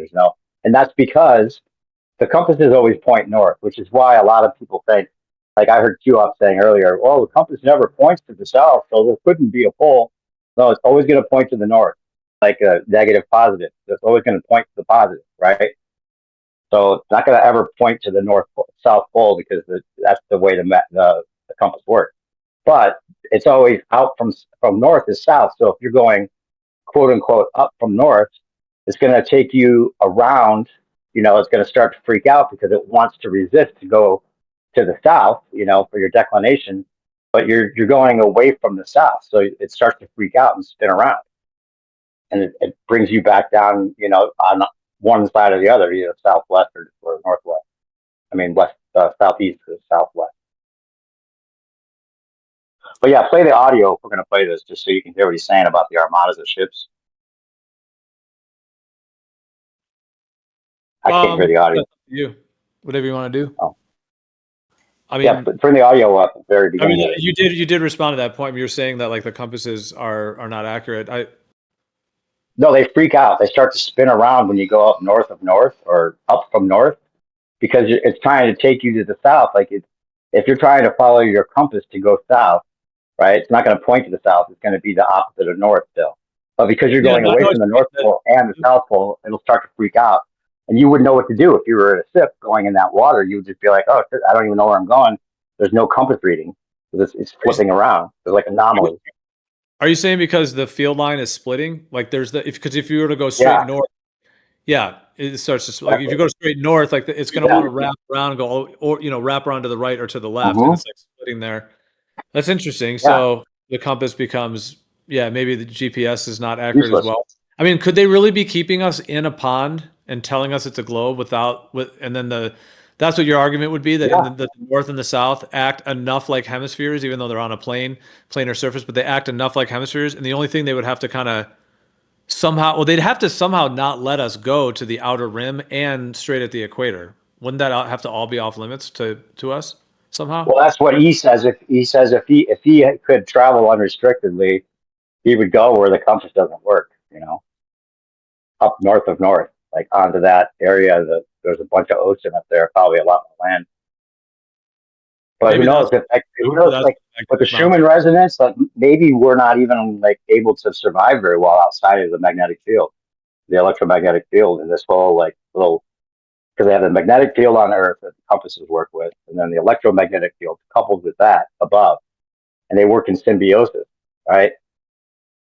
Yeah, that's why Lady Blount back in 1900, she was talking about how it doesn't match the magnetic field, the whole single pole, the same way a dual pole does. Yeah, with the north and the south. magnetic field's the latitude lines, and it's warped, like a magnetic field's warped, and that's why they call it an oblate spheroid, because it's the same warp that you get with the electromagnetic fields.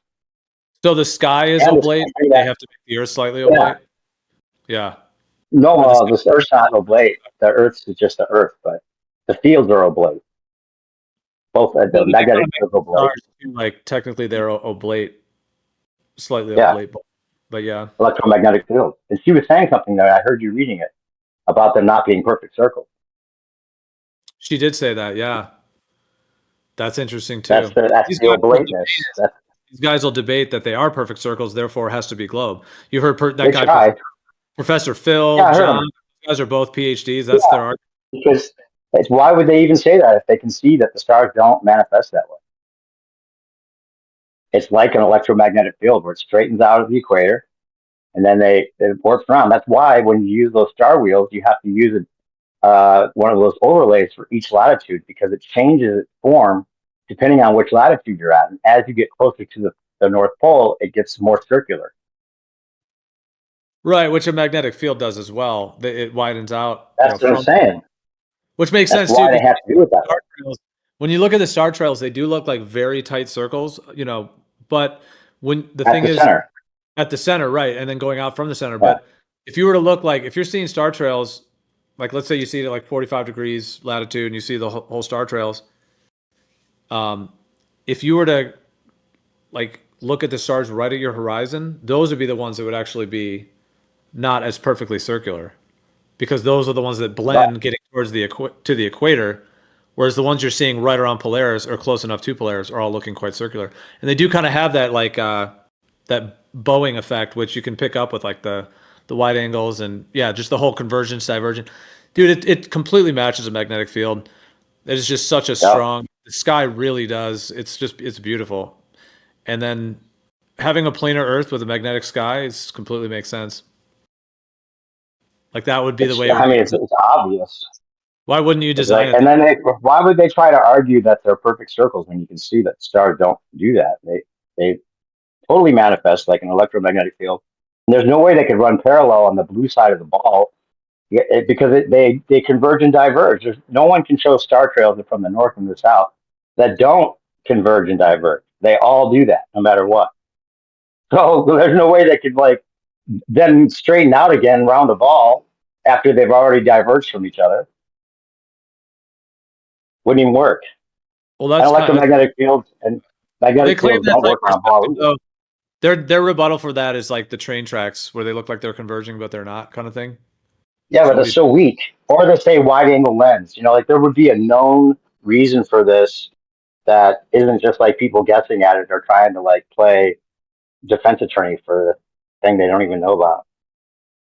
But it is objectively doing that. That's the thing. And yeah, the perspective claim or using like the train track effect, that kind of implies they know what the sky is, and that's why they use it, because they're like, well, we know the sky is this and that, therefore it's got to be the train tracks. You know, that's like in a summation. It's kind of how they say it.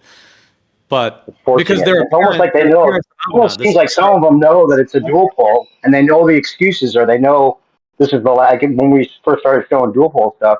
We had people coming in here talking up the AE map, like that's the only one that works for flat.